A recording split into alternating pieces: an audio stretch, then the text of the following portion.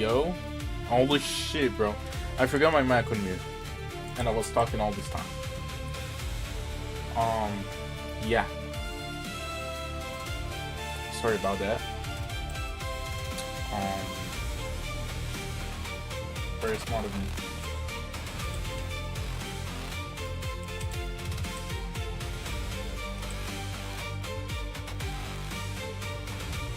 Very, very smart of me.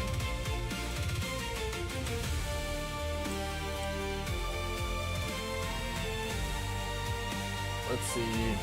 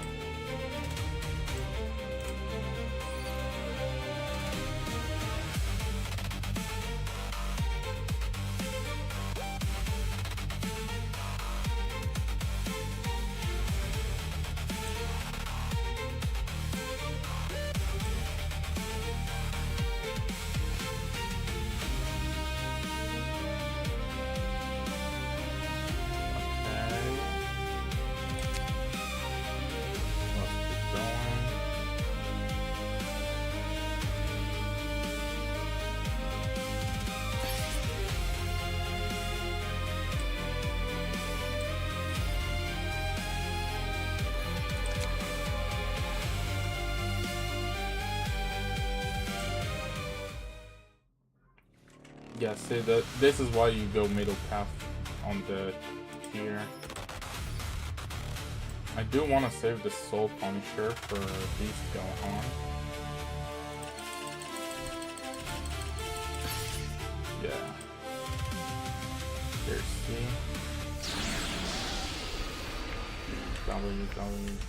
W D D A D A.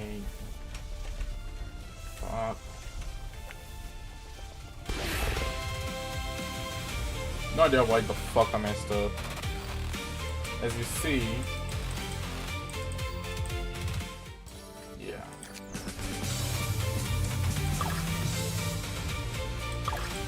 Very easy. I could do a macro now if I want.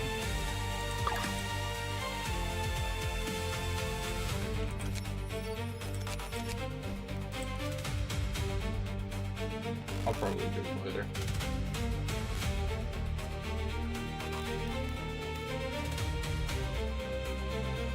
Yeah. I think we got it.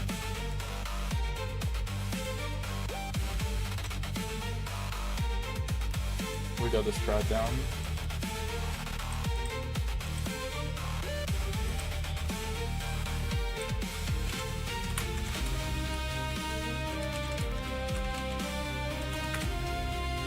Just need to keep taking the cooldown rather than damage. I mean, yeah, the damage does sound really tempting and all, but the cooldown is much more important right now. Because, I mean, at least with this team, the SP is pretty high. That's why you want to take the cooldown.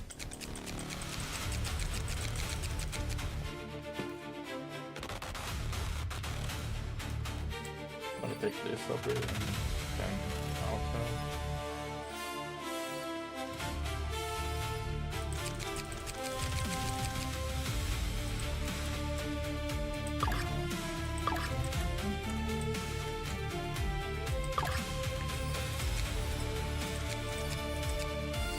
Here.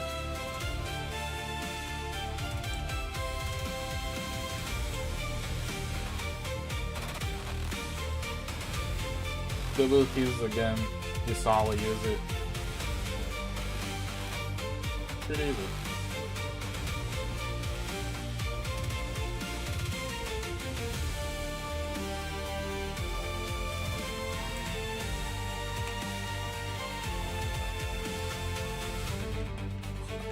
So UTDX will drop a banger update after this. I can't quit the game yet. No, I'm joking. Yeah.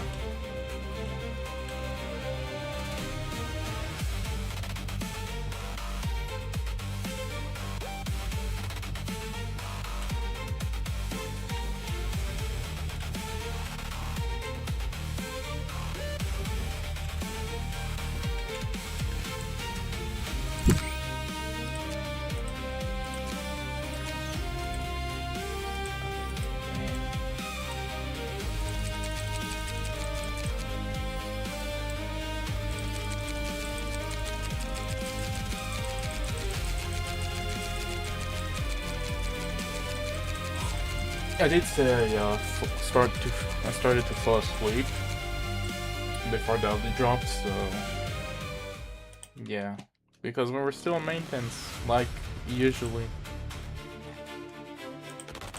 Oh, just remind, do not shiny transfer. Use serialized units. We will not restore them if you do that.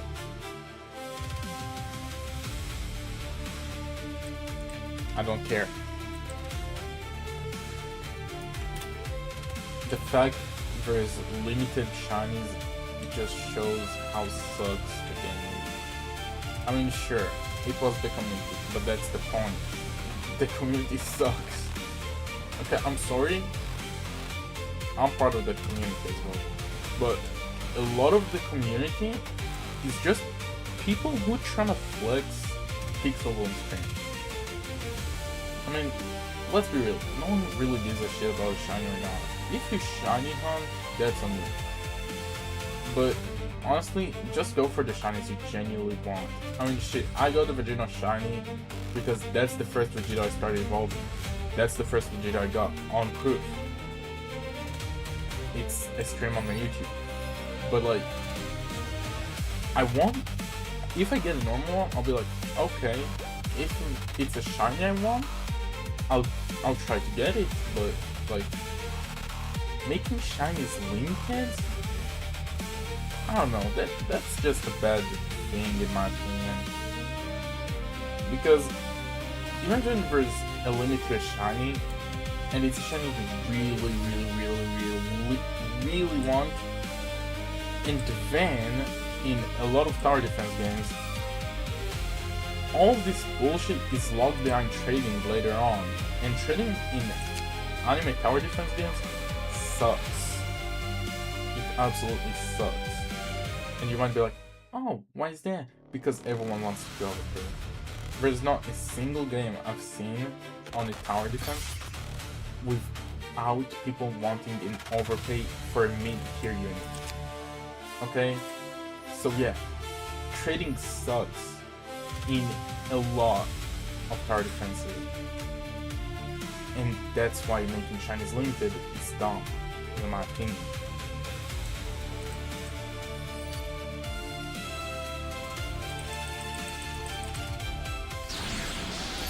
Okay, W-A-D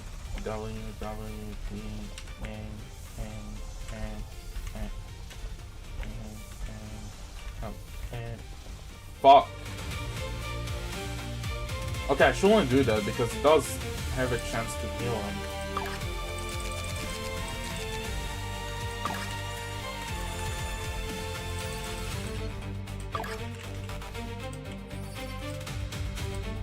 Come on. Yeah, 2.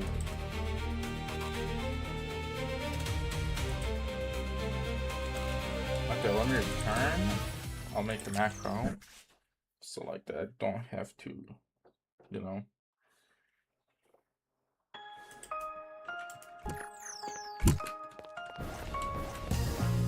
I mean, honestly, even the shinies here, the fact that universals are shinies, that's them alone in my opinion.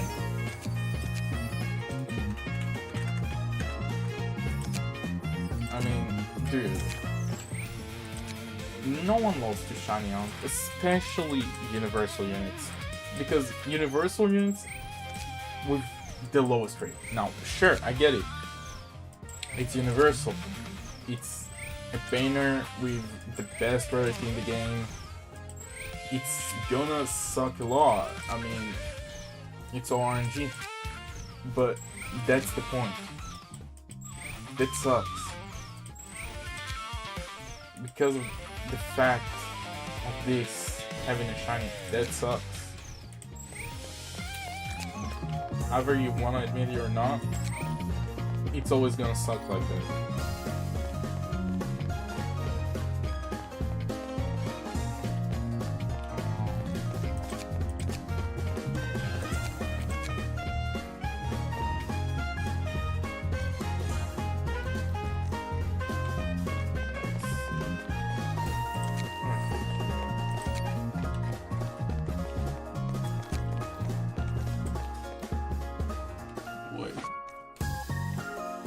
because I did give evolved version of some characters.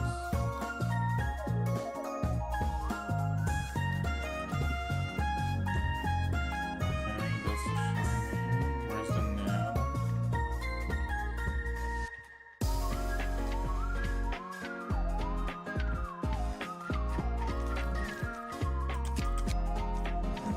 It's one of my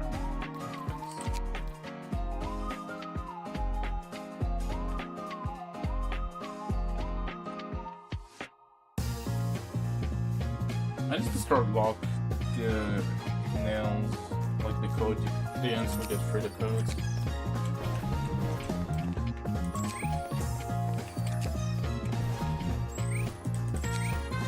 Anyway, you know how it is.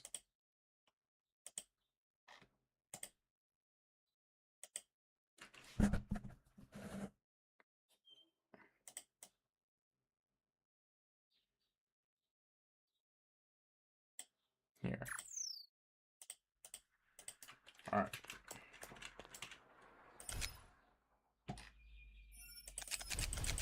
Oh wait, I don't need that.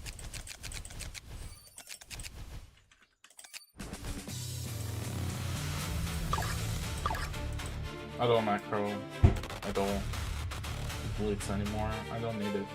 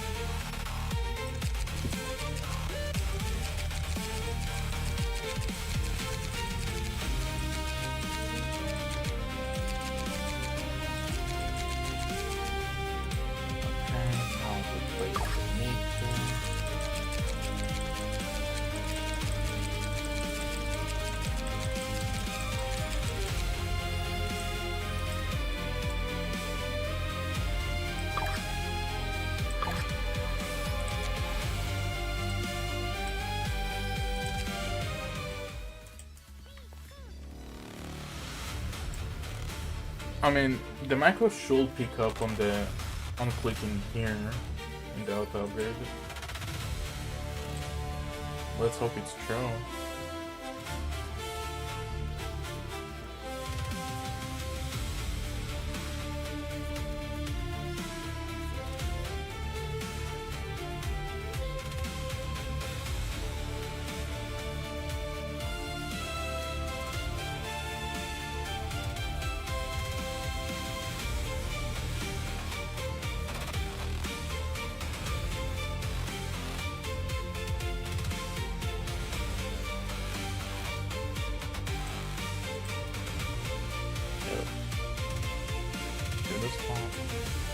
Perfect.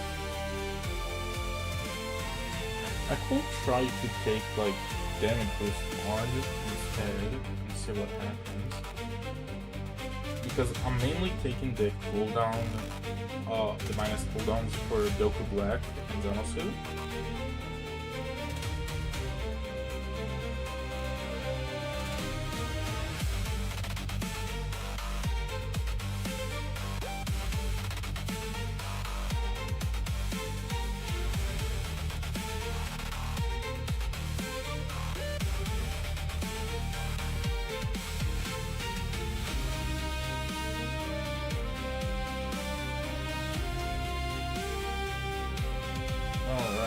The Amazing Digital Circus collabs with Fortnite. Honestly, I couldn't give it much fucks. I mean, I'm not a fan of either Fortnite or the Amazing Digital Circus. I didn't really try the Amazing Digital Circus that much. I mean, I watched like 2 episodes. That was because of my ex once when I dated her. She was into that. I don't know. I'm less into that. But I mean, hey, I don't give a shit. You like it, you like it. I can't judge you.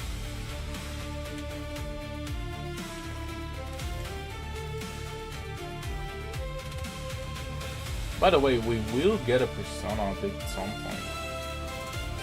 You know, for you to... I was on the stage for the last update, and someone suggested it, and they said if people will want it, we will probably make it somewhere this month, maybe. So yeah, can't wait for my goat Narukami.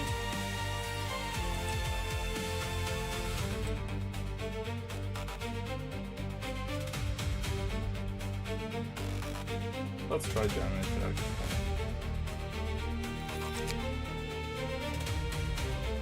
Let's try to take more damage instead.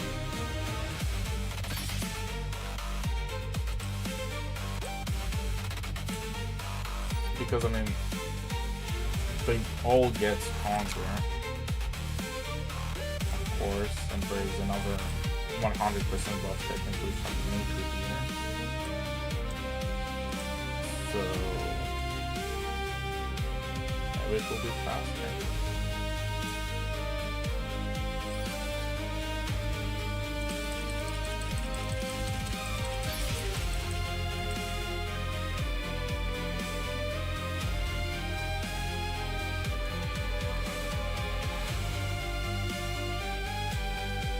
Yes, the clutch is optional, by the way. Oh. We got the man of the hour.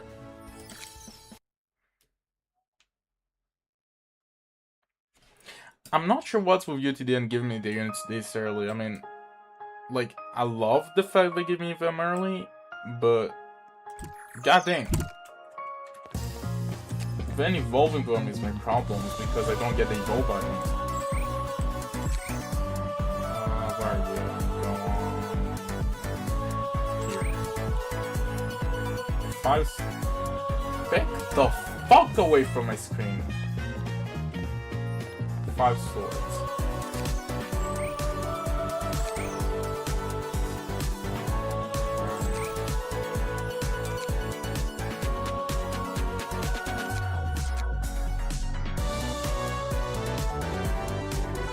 Be aiming for A's at least. I genuinely don't care what's on the fucking... Yes. I know this is. Let's reroll some stats. I guess ruler is what we're aiming for.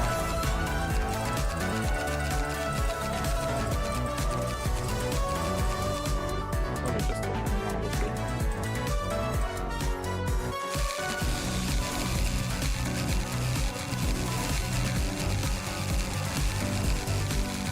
I can only guess it's ruler. I mean, it's this dawn for fuck's sake.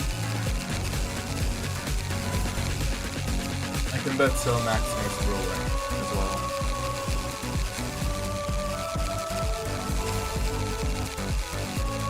Now, if you say, oh, you call the game ruler match? Yes, I fucking do. I fucking do call the game ruler match. Because most of the game needs a fucking ruler. Okay? 100 trade rerolls won't cut it. Okay? 100 fucking trade rerolls won't cut it. Give us more rerolls, because look at this fuck ass PD for ruler.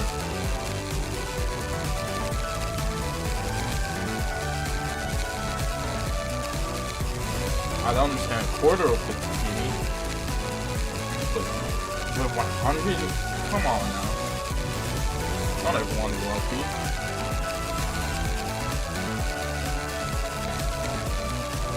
Also, I shall get on definitely try again. I need those 5 games.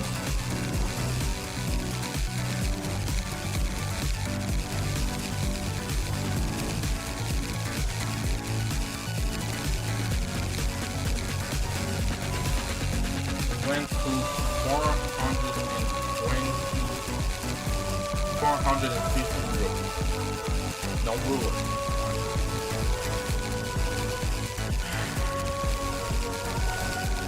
I'm more upset about the ground than those than getting the ruler. I'm gonna do that.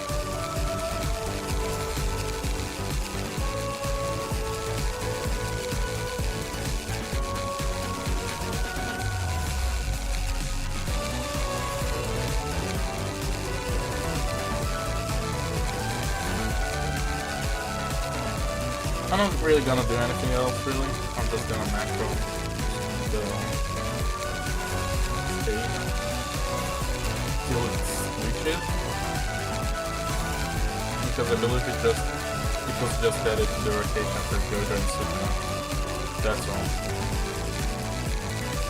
I doubt they made the Jojo and Supernova link for 2 updates, 3 updates. I highly doubt it.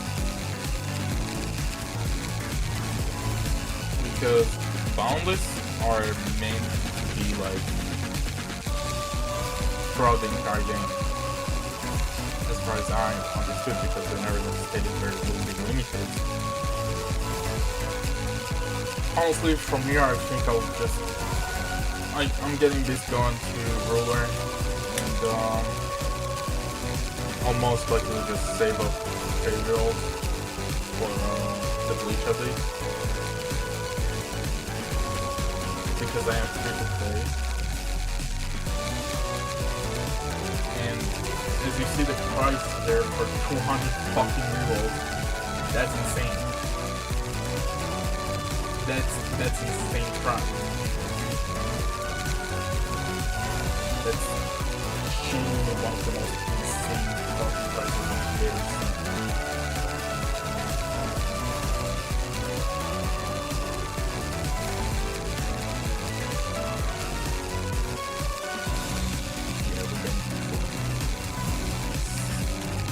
A bit earlier.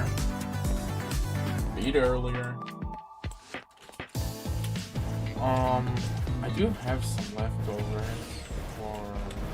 from this raid, right? And raid in fact.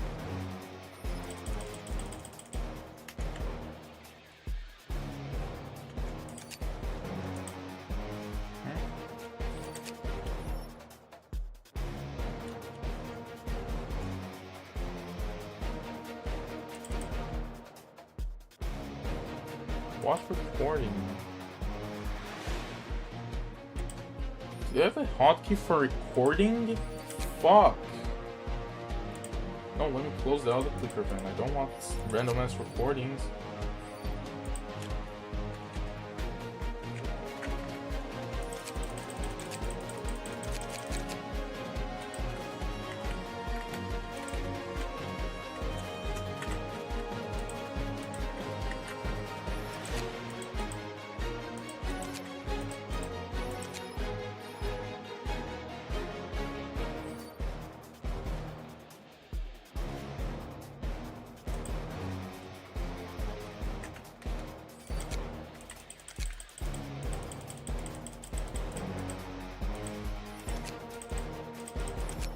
Here, as we have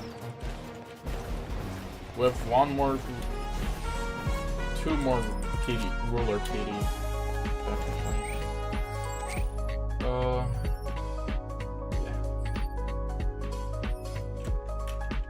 It feels kind of like the Gojo shit. Rates mad low.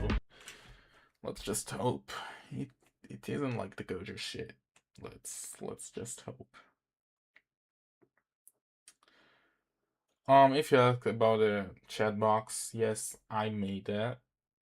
To be exact, copy and pasted. Guilty as charged. But yeah. It does work, right? Yeah, perfect. We because it usually does tend to bug out when I leave a stage. So, you know.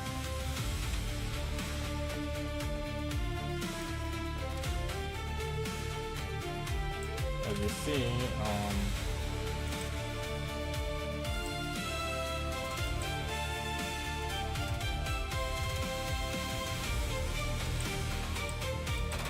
okay, yeah, it does upgrade zone. Because of the upgrade. Let's see if it will keep placing and upgrading though. I want us to go full damage.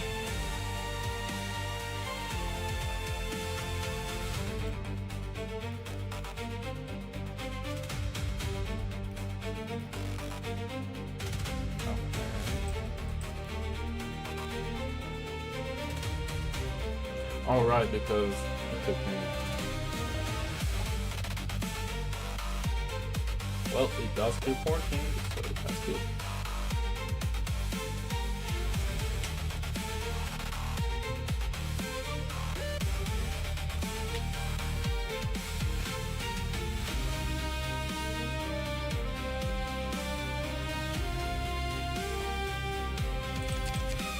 It didn't pick up on the upgrade.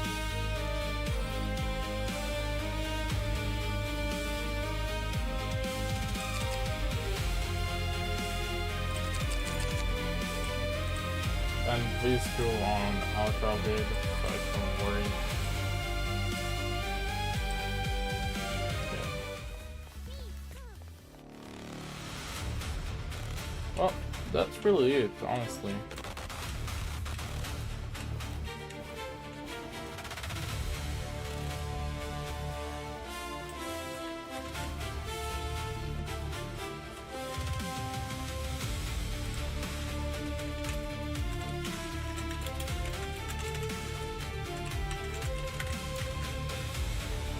If you ask me, it's a bit dumb. John will need 5 swords. If you ask me though. Because I don't remember a single time he used the fucking sword in the movie. I mean, I guess it's going for the past themes, which makes sense, but I don't know. With those rates, 5 swords is definitely some grind.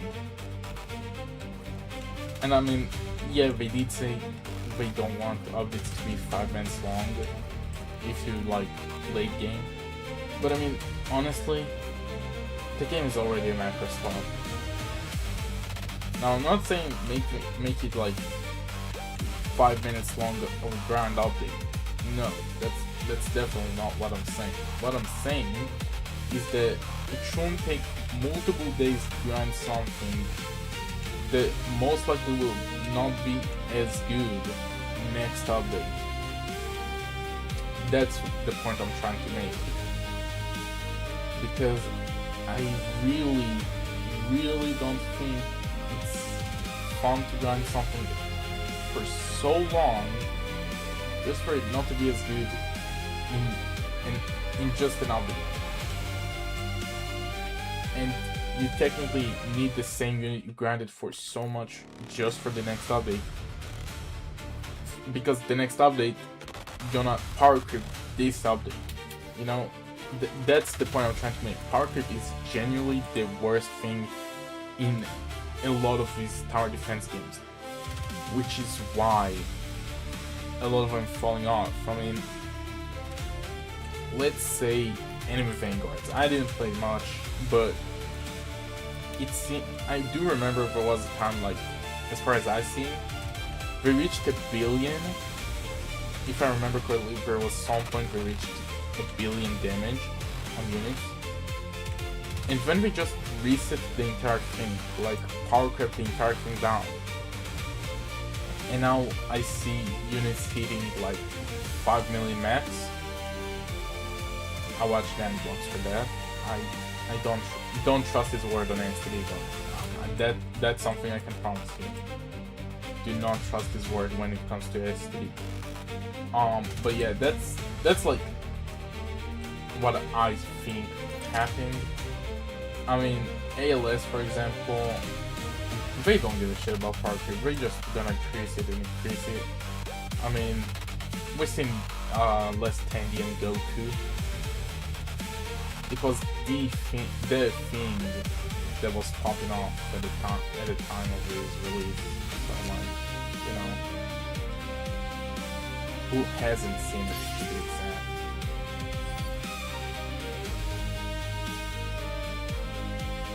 So like, you know, that's my opinion on the thing.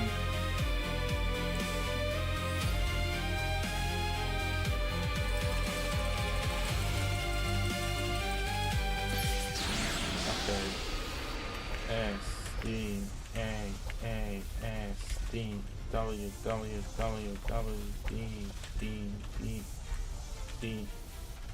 Okay.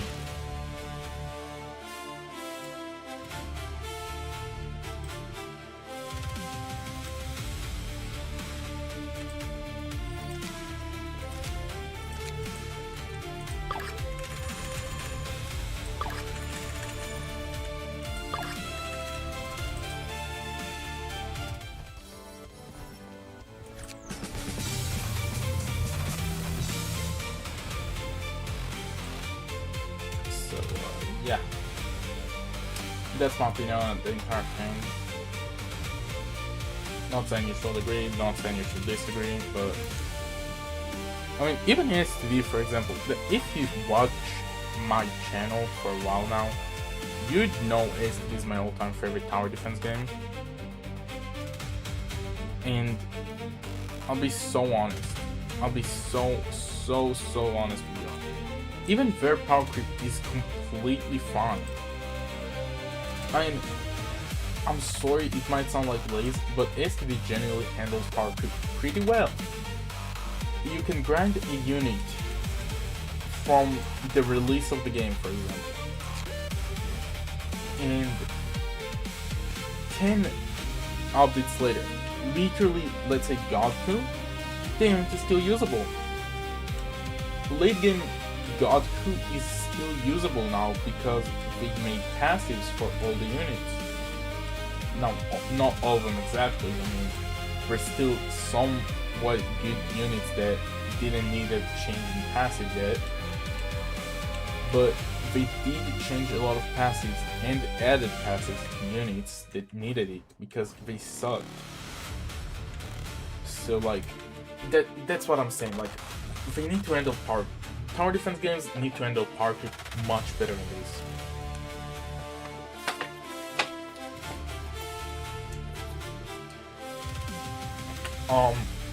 That was UTDX, for example. For OG STD, raids is the main thing you grind now. It makes me go insane at this point. The main thing you grind now in OG STD is raid, because, well, 7 stars, new 7 stars, blah blah blah, you know, the evolve items there, and I need that, blah blah blah. You get it. Aizen, he was released like, what, 20 updates ago, I think somewhere like 20. Guess what? He's the best raid unit you can use. I mean, every unit in STD has its use. Godku, for example, he's really good for the raid for Vegito. Let's say Gojo, OG STD, 7 star, 6 star, 5 star, very support because of your time stomp.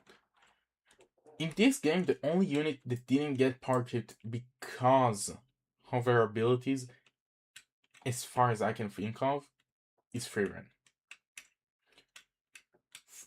I mean, 108,000 damage each 3.6 seconds. That's the DOT route, by the way. I mean, that's really good if you ask me. But like, she has stun on utility. Specialist is the DOT. She has support, and she has DPS. DPS is her worst route, surprised or not. I mean, so yeah, like, power creep really needs to be handled way better in tower defense games, if you ask me. Alright, let's go.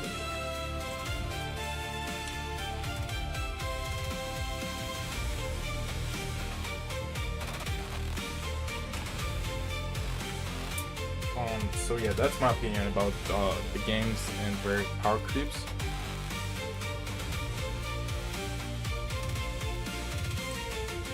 So yeah.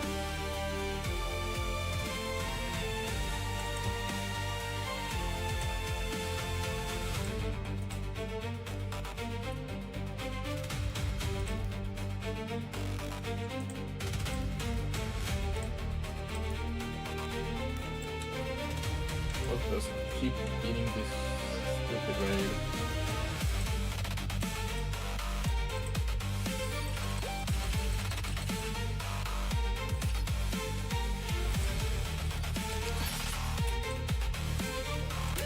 If I cannot just gonna use it.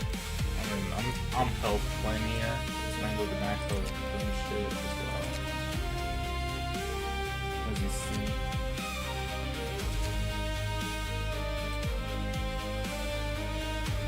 Soon enough, the data will be on the annual thing.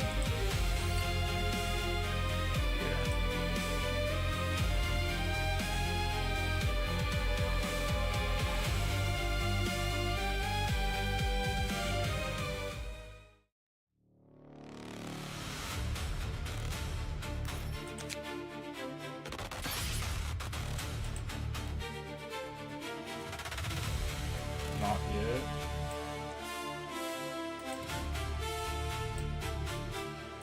Only when it's based, that's when you use it.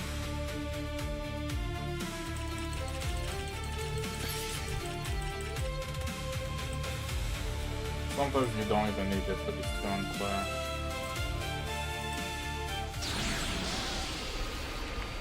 W D W D B B B S A W and fuck, I still won. Fuck you, Gohan.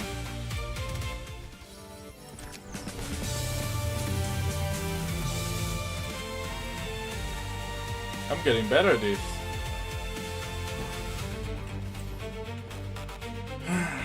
Can't wait for the DMC stream. Can't wait. It might be later today. I'm not sure. Depends if I'll help Mom be subbed in the subject or not. It's really up to date. Now I know Mom for a while. He gonna hear me saying, I wanna like stream DMC. He gonna be like, oh okay, don't worry, I'll do it. Now, not in a way of like, oh, let me guilt trip you. No, it's not like that. He's just gonna be like, oh okay, I'll grind it alone, don't worry. But the thing is, I don't want him to grind alone because I know how boring the grind is. So like, you know, if he will need that, I will play the update, I will help him out because I don't want to leave him alone grinding this bullshit. So yeah. I won't really tell him about my plan with DMC stream because again, I don't want him to make, I don't want to make him think like, oh, it's fine, don't worry. Again, I don't want to do him like that. It's a good thing. It's really good.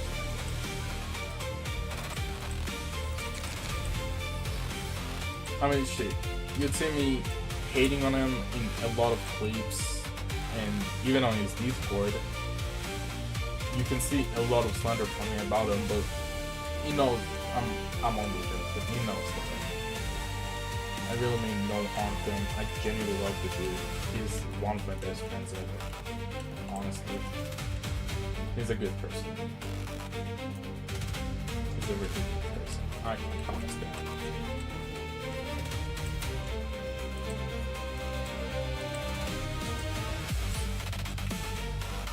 Anyway, that's enough about Mond. Talking about Mond, low-key, he was supposed to be here, as I mentioned earlier, with my mic muted. It was supposed to be on stream. It's just that he was tired after JJS, because we played JJS earlier. And, yeah. JJS made him tired, which I don't blame him, but, yeah. So, we're just doing this alone today. Maybe next time. Maybe next time, Mond will join us.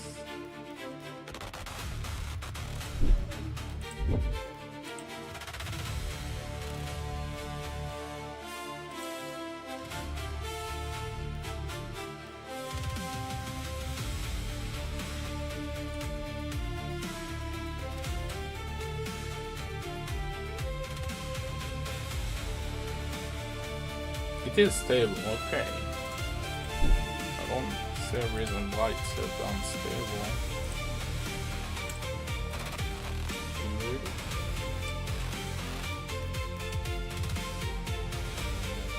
By the way, the chat is multi-streamed, so if there's, let's say, a message from the YouTube chat, you guys probably can see it from the Twitch as well, because this is a multi-chat. This is a multi-chat, like, you almost likely can see this.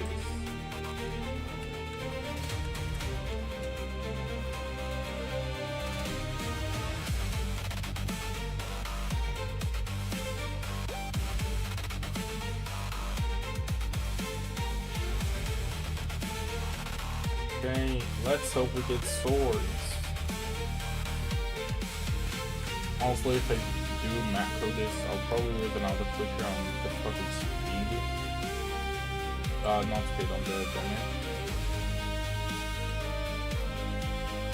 And just fucking go sleep or something. I don't really know. I mean, I don't really need the abilities, if you ask me. I really doubt you need the Vegeta ability to beat it.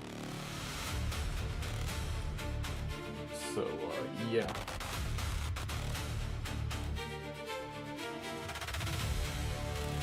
Here.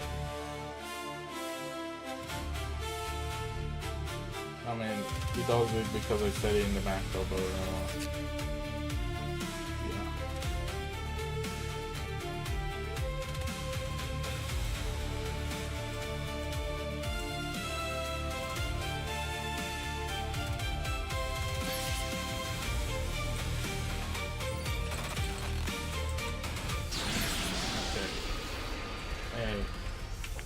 W D A N A N D A N A.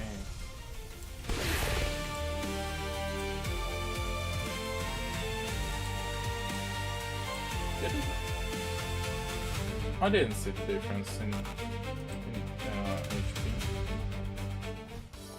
I guess. Most likely for cell max, okay.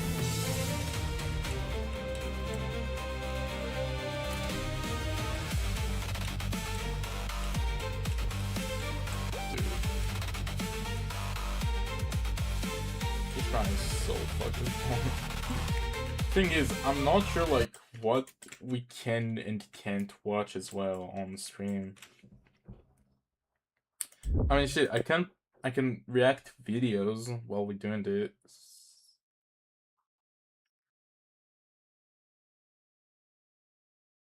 One absurd fact about every Persona character. No, thank you. These There is an interesting video though. Let me just bang, bang. That's are the most disturbing crimes that happen in the cosplay community, starting with... It was supposed to be another lively weekend at San Japan, one of Texas' biggest anime and gaming conventions, a place where fans could step into the worlds of their favorite characters. The 3-day event was held from August 29th to 31st at the Henry B. Gonzalez Convention Center in San Antonio. However, this year's celebration took an alarming turn. Kendra Noel Manning, better known online as Cat Noel, is a 25-year-old Texas-based artist and cosplayer with more than 115,000 followers on TikTok. She's known for her vibrant portrayals of DC characters like Harley Quinn, Raven, the Joker, and Starfire. And beyond her colorful builds, Kit often uses her platform to raise awareness about cystic fibrosis, a condition she's lived with her whole life, which is a genetic disorder that mainly affects the lungs and digestive system. Through her videos and charity work, including her organization, Cosplay Care Project, she's earned a reputation for combining creativity with compassion, showing that cosplay can be as meaningful as it is expressive. Now, just 2 days before the event, on August 27th, Kit posted an Instagram update announcing her plan to attend San Japan. It was a cheerful message that captured the excitement of an artist eager to connect with fans, one that, in hindsight, made what followed even more unsettling. The situation reportedly began when a booth vendor at San Japan posted an Instagram story criticizing Gamer Subs, an energy drink brand popular among streamers and cosplayers. A comment was then posted under it that read, "F Gamer Subs, entitled weirdos."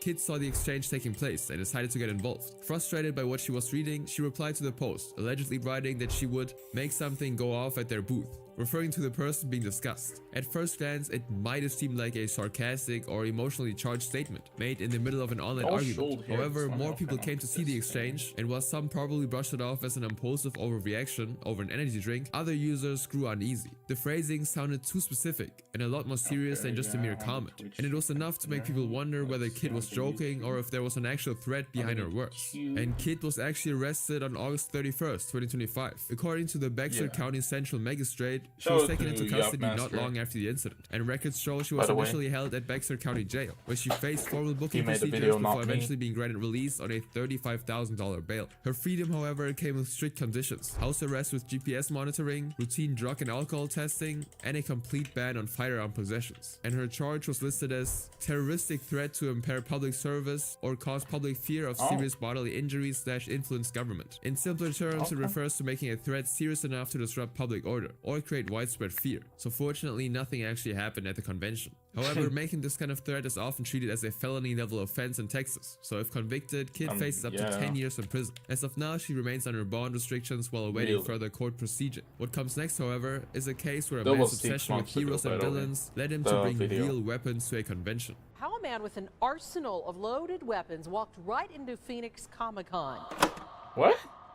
This is a story that took place at a comic convention. In 2017, fans gathered in Phoenix, Arizona, expecting a typical weekend of cosplay and community, but one attendee had other plans. And the whole thing actually starts way back. Lead singer and composer Takahashi Reiko of rock band Lolita Dark, known online by the name of Reiko Dig, first met Matthew Sterling after one of her concerts in downtown Los Angeles on July 6, 2014. They stayed in touch for a while through messages and social media. To Takahashi, he seemed like someone struggling and someone she wanted to help, especially since she also worked as a personal trainer and often guided people looking to rebuild their confidence. But everything changed just a year later. In 2015, during Anime Expo at the Los Angeles Convention Center, Takahashi began receiving increasingly disturbing and delusional messages from Matthew. Violent threats suggesting he might actually harm someone, and people being violated and murdered. Alarmed, she called the police and reached out to her friend, Sergeant Scott Nichols, of the Hawthorne Police Department in California. Scott left Matthew a warning message, but the situation was serious enough that Takahashi decided to cut off all contact afterwards. For nearly 2 years, she ignored his messages, until one day a photo changed everything. Matthew sent her pictures of his weapons, accompanied by threats to go after the police. Alarmed, Takahashi immediately reached out to Scott Nichols again, forwarding screenshots of Matthew's disturbing messages. And so Scott examined the photos and confirmed that Matthew's weapons were indeed real. Takahashi then told Matthew that he was from Arizona,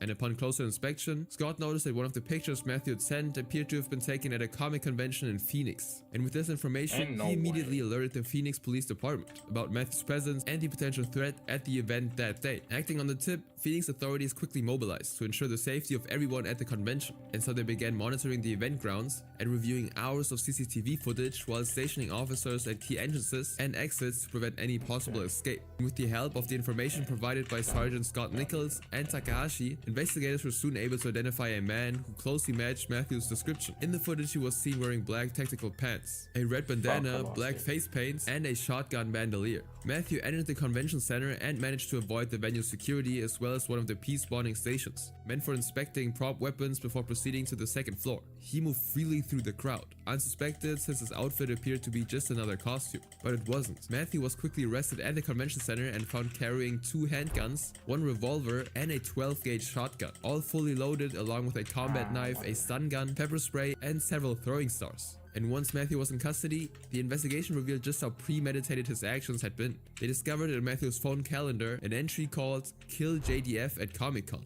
This entry made it clear that it wasn't a threat just limited to law enforcement. He also planned to kill Power Rangers actor Jason David Frank, turning what could have been an isolated arrest into a complete tragedy. During the interrogation, detectives asked Matthew about the entry, and in the footage he calmly explained that JDF referred to Jason David Frank, and he would then begin describing his twisted reasoning. He speaks coldly about the hatred toward the actor, calling him corrupt and undeserving of his fame. And his fixation was likely tied to his delusional belief that he was the real-life Punisher, destined to cleanse the world of those he saw as evil. And when investigators asked whether he felt any remorse if Frank had died that day, Matthew simply shows none. His tone simply stayed calm and emotionless throughout. Matthew was then charged with a long list of crimes. 1 count of wearing a body armor during a felony, 1 count of aggravated assault on a police officer, 1 count of resisting arrest, and carrying weapons into a prohibited place. And after the incident, the impact reached far beyond the courtroom. Phoenix Comic-Con quickly changed its security rules, banning prop weapons for a while and adding stricter bag checks with more police at every entrance. Now here's the twist. As the case progressed, the court evaluated not only Matthew's actions, but also his state of mind. And after years of legal proceedings, he was ultimately found guilty except insane during his 2020 trial, meaning that the court determined that he'd actually committed the crimes, but was also mentally ill at the same time. So rather than being sent to a traditional prison, Matthew was sentenced to 25 years in the psychiatric wing of the Arizona State Hospital, where he would remain under strict supervision. But even though Matthew's acts were disturbing, another tragedy would demonstrate how lethal oversized intention can become, this time with fatal consequences. A young man was shot by police officers in Saratoga Springs when they saw him with what looked like a samurai sword. One of 4 children, Darian Hunt was born in Salt Lake City in 1992. His father, Marine Corps veteran Curtis Hunt, instilled in Darian the virtue of respect to authority, which Darian found admirable and aspired to be like his father. Now, due to domestic issues, Darian's mother returned to Utah after he graduated from high school, where he and his siblings were raised. And despite his upbringing, friends and family said that he grew into a wonderful person. He developed a strong interest in anime and eventually even became a cosplayer and used it as a way to step into the worlds of his favorite characters. And by then, his passion for cosplay had become a part of his daily life. So on the morning of September 10th, he went for a walk near his home, dressed as Mugen from Samurai Champloo, a character who shared his thick hair and overall look. To complete the cosplay, he carried the character's signature samurai sword. Now around 9:30 that morning, a person called 911. The individual reports that they've spotted a man wearing a red top and carrying a sword towards a public area. To the caller, it seemed kind of weird, and the fact alone made them uneasy. And when asked what Darian was doing, they simply said, "Again, just walking." Shortly after, 2 police officers, Matt Schauerhammer and Nicholas Judson, arrived at the area to confront Darian. One officer asked him what was going on,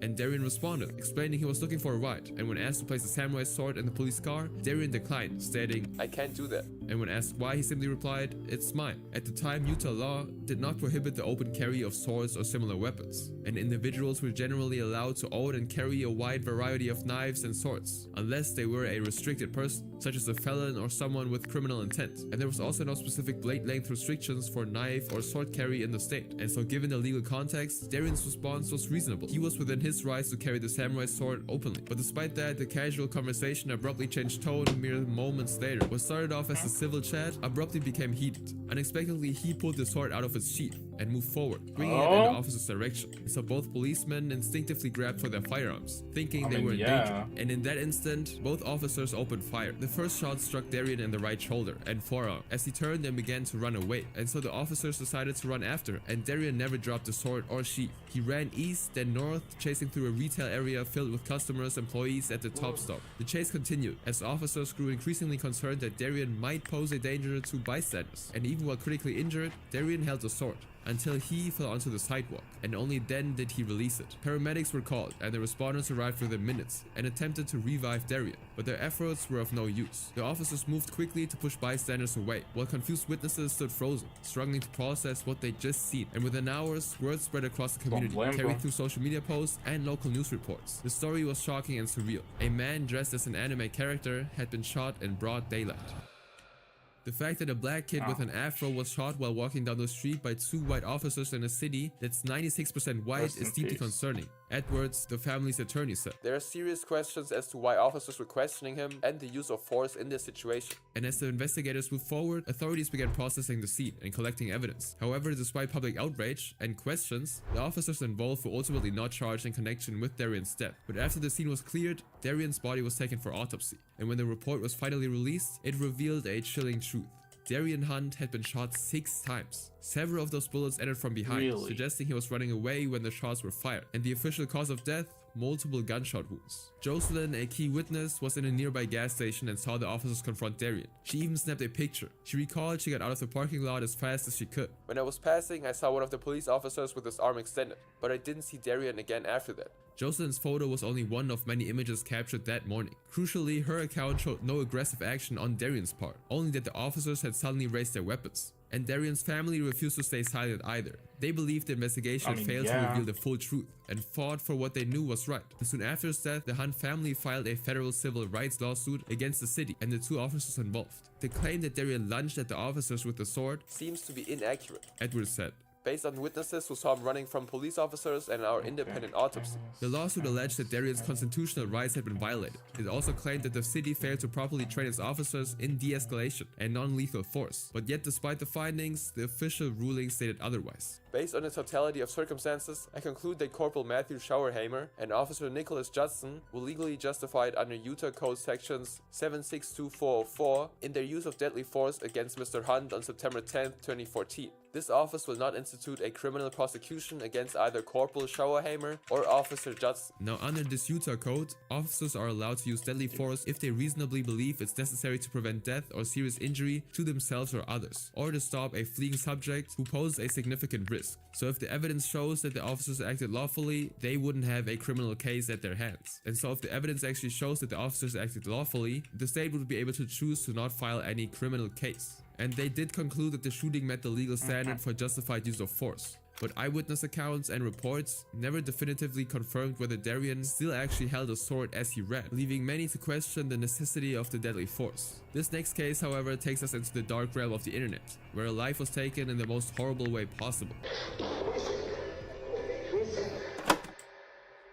He was known online as Inquisitor, better known as Inquisitor Ghost, a 23-year-old cosplayer named Vincent Plicci that had captured the attention of the Call of Duty community with his lifelike performance and uncanny attention to detail. Viewers often remarked that he didn't just act like a character, he was the character. Across TikTok and Instagram, his content gained attention fast, and his following quickly passed 100,000 on TikTok alone. He wore the skull pattern baklava with a tactical vest and gloves that copied every detail of Simon Ghost Riley, a British special force operator from Call of Duty Task Force 141. And in his videos, you could tell that his movements showed how much effort he put into every shot. One feature that made him stand out though was his use of a red lightsaber, which he often mixed into whatever TikTok trend or performance he joined. The glowing blade gave his videos a unique identity, blending the worlds of Call of Duty and Star Wars, since in Star Wars lore, an Inquisitor was somebody on the dark side trained by Darth Vader to hunt down the remaining Jedi after Order 66. So his name Inquisitor Ghost kinda made sense. That was the image he built online, until AJ.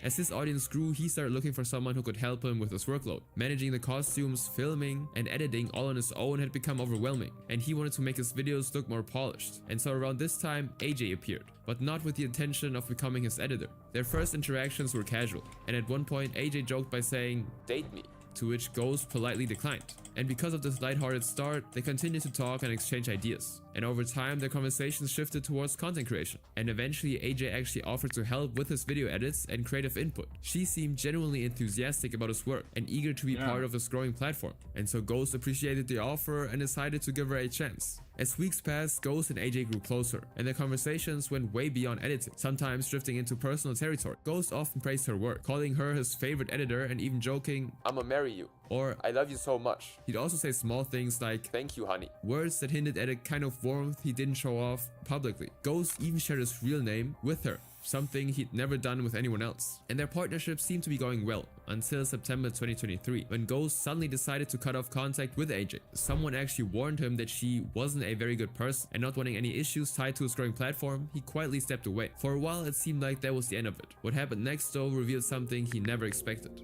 On the 20th of September 2023, his friend Jay sent him conversations and rumors from a Discord server. They were beginning to spread online, claiming that Ghost liked young people, and it was there that Ghost learned the truth. AJ was actually way below the age line, and this fact actually caught him off guard, since she always said otherwise. And what made it even more complicated was that Ghost always had been strict about his boundaries. For example, with his bio saying MDNI, short for Young People Do Not Interact. Alongside the other circulating screenshots, one in particular drew attention. A Discord conversation between Ghost and a user named Diana, one of AJ's friends. "She's far away and too young. I like her, like she's my type." This screenshot confirmed the rumors and made the situation even worse, drawing significant backlash online. While the screenshot fueled online speculation, Ghost was simultaneously sharing his side of the story in private messages with a friend. In the messages, Ghost denied the allegations, explaining that AJ had been his editor and that his affectionate comments were only friendly gestures to show appreciation for her help. "I don't really know why people are accusing me of this," he wrote, "but I'm certainly not that." He also said, "And I treated her like that because she used to make a lot of videos for me." Ghost then would tell his friend that AJ may have been upset after he stopped talking to her, which could have sparked the rumors now circulating through Discord.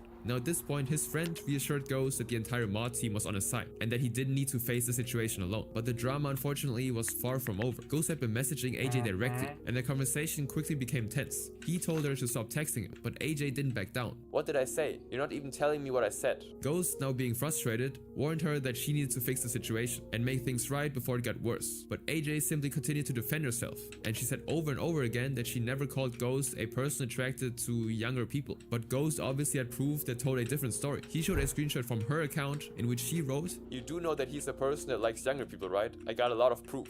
Now AJ would act shocked and deny the message, and denying the statement by saying, "I never said that. I almost wasn't online today." But she would then say, "Oh, Diana is on my account," still not admitting to spreading these rumors about Ghost. Despite all of this, AJ added that she missed talking to Ghost and maintained that she hadn't done anything wrong. She painted herself as innocent, while the evidence clearly suggested otherwise. After all of the back and forth between Ghost and AJ, the situation took an even bigger turn. On October 5th, 2023, another cosplayer in the community, known online as Keegan's Mask, officially exposed Ghost on TikTok. She received this kind of information from someone else and decided to go public with it, and would share the screenshots between Ghost and AJ that had been circling around on the Discord server. However, she faced immediate backlash because she hadn't actually double-checked the details and went ahead in a way that many felt was reckless, effectively attempting to ruin Ghost's career without having full confirmation. The posts were deleted almost immediately after the backlash started, and Keegan's Mask would later post a statement on both Instagram and TikTok sharing her thoughts on the situation. "I acted on what I thought was true. All I did was call out Inquisitor for acting like a pret." Afterwards, she deactivated her accounts and went off social media entirely, disappearing from the public eye. But the damage her posts have done were already irreversible, as just a few days later, on October 9th, 2023, Ghost decided to leave this earth on his own. During his final TikTok stream, Ghost sat quietly in his room with the comments turned off, preventing anyone from interacting with him or knowing what was happening. For several minutes, he remained still, with the camera simply capturing him in his room. And without warning, the lights would suddenly go out, and Ghost disappeared from the frame, leaving only darkness. Isabella, a neighbor who happened to be watching the live stream, noticed that something was wrong. She quickly realized that Ghost might be in serious danger, and immediately contacted Mateo, Ghost's father, who lived nearby. And moments later, Mateo arrived at the scene and broke through the window, pulling his son down and desperately trying to perform CPR. And in the stream, voices could be heard speaking in Italian in the background, confirming that Ghost was above the ground. And despite his father's efforts, it was too late. After the live stream ended, Mateo later spoke out publicly about the events. In a clip, he explains that his home was actually close to the studio apartment of Ghost, which allowed him to respond so quickly. He also addressed allegations surrounding his son, sharing his perspective on what happened. And 2 days later, on October 11, 2023, new developments came to light. Tito, AJ's boyfriend, stepped forward with an apology,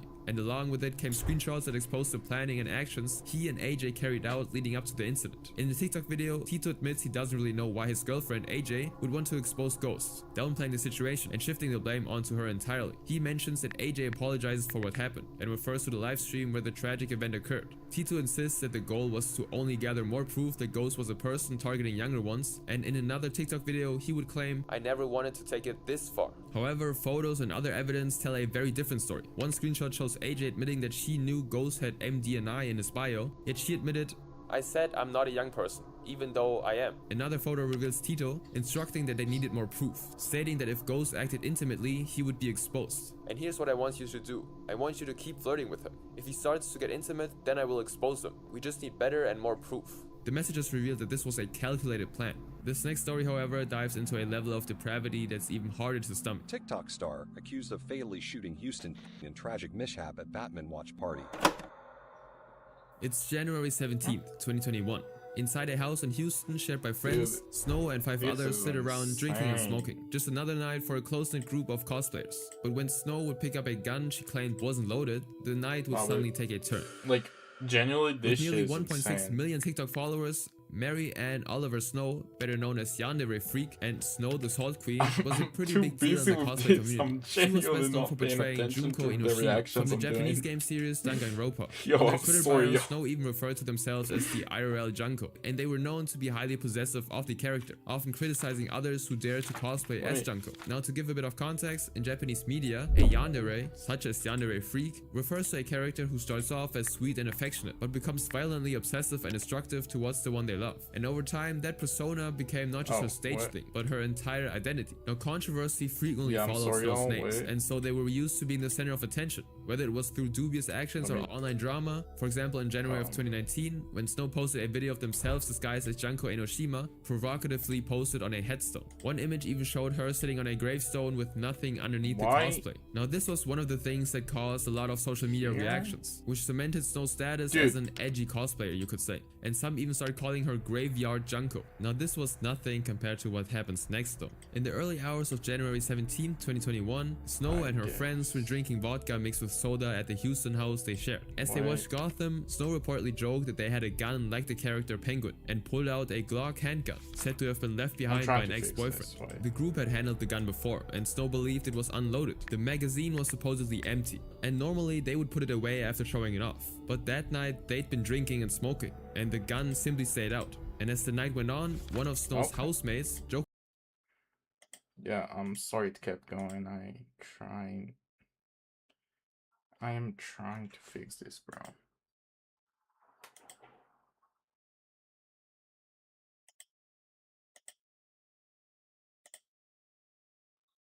Oh my god, bro. I'm a fucking dumbass.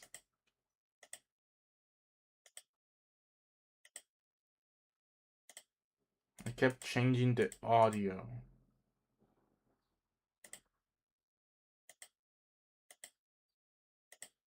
Yeah, I'm sorry. Jokingly asked them to pretend to shoot them, and Snow unfortunately went along with it. And one of their friends, Helen, playfully said, "Oh, do me." And so Snow raised the gun to the left side of Helen's head and pulled the trigger.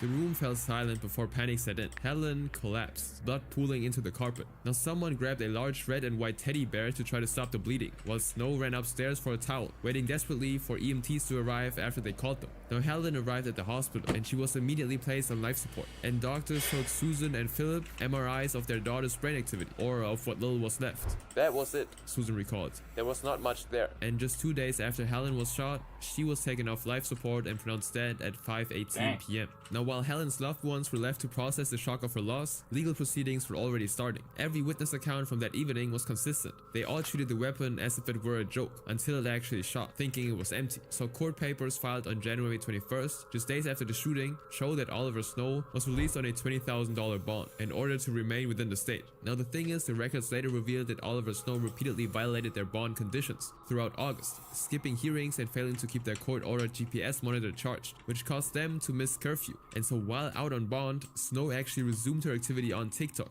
And so before the incident, she was known online as Snow Salt Queen, but afterwards she rebranded herself under a new persona, the yandere freak I mentioned, and later Feral Jinx. And today her videos continue to circulate, gathering views and comments from people who may or may not know her story. Now you might think this couldn't get any darker, but this next story pushes the boundaries of horror in the cosplay world even further. A self-employed youth dubbed as the cosplay killer. On October 22nd, 2013, Yaktim told her family she was heading to a male friend's house in Taman Kempaka, Malaysia, to attend a cosplay event. Yaktim was a Malaysian cosplayer known for her bright energy and passion for bringing her favorite anime and TV characters to life. And for her, cosplay wasn't just a hobby, it was a way to express herself and connect with others who shared the same passion. And her family supported her interests, often helping her prepare costumes.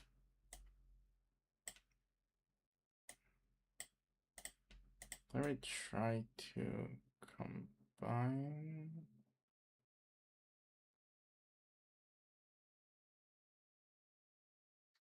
I want to combine it with fuck it. Let me just open a new one.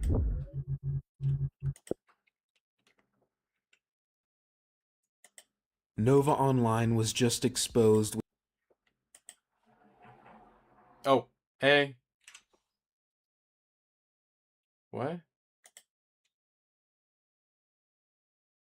What do you mean?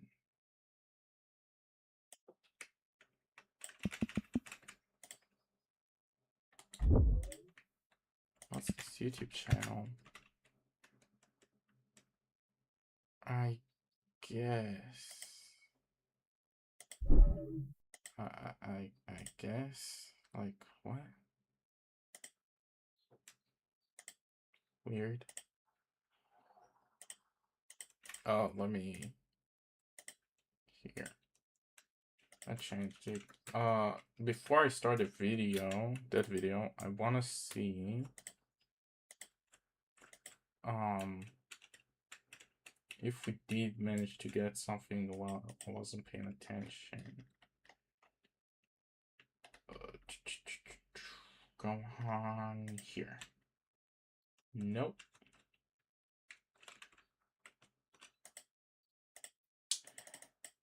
They need to increase the rates. That's for sure.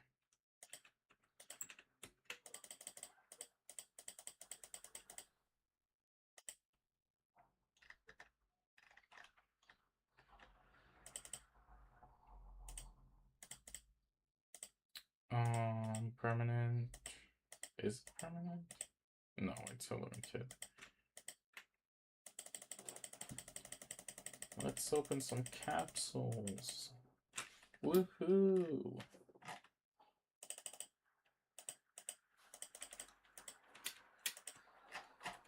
We all love Genshin Impact.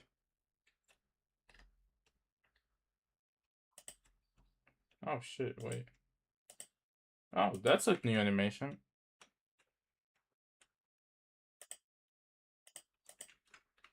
Hey dude, I need you to stop spamming your YouTube. I need you to stop spamming your YouTube. This ain't for this.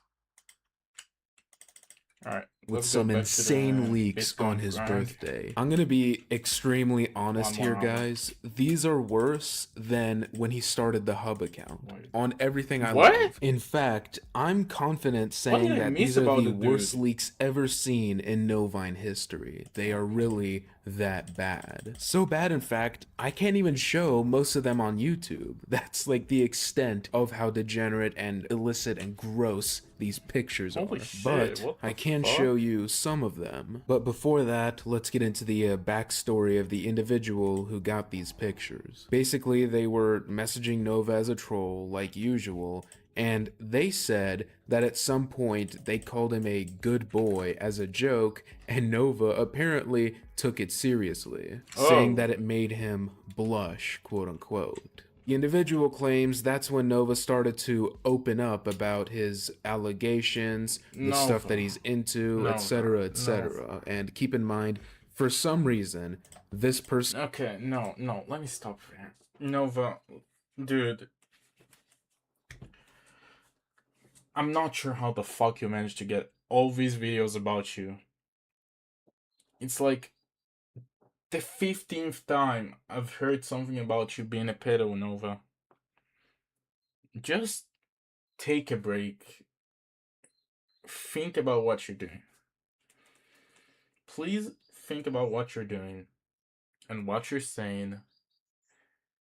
And please just stop giving in to the trolls, okay? Just please stop.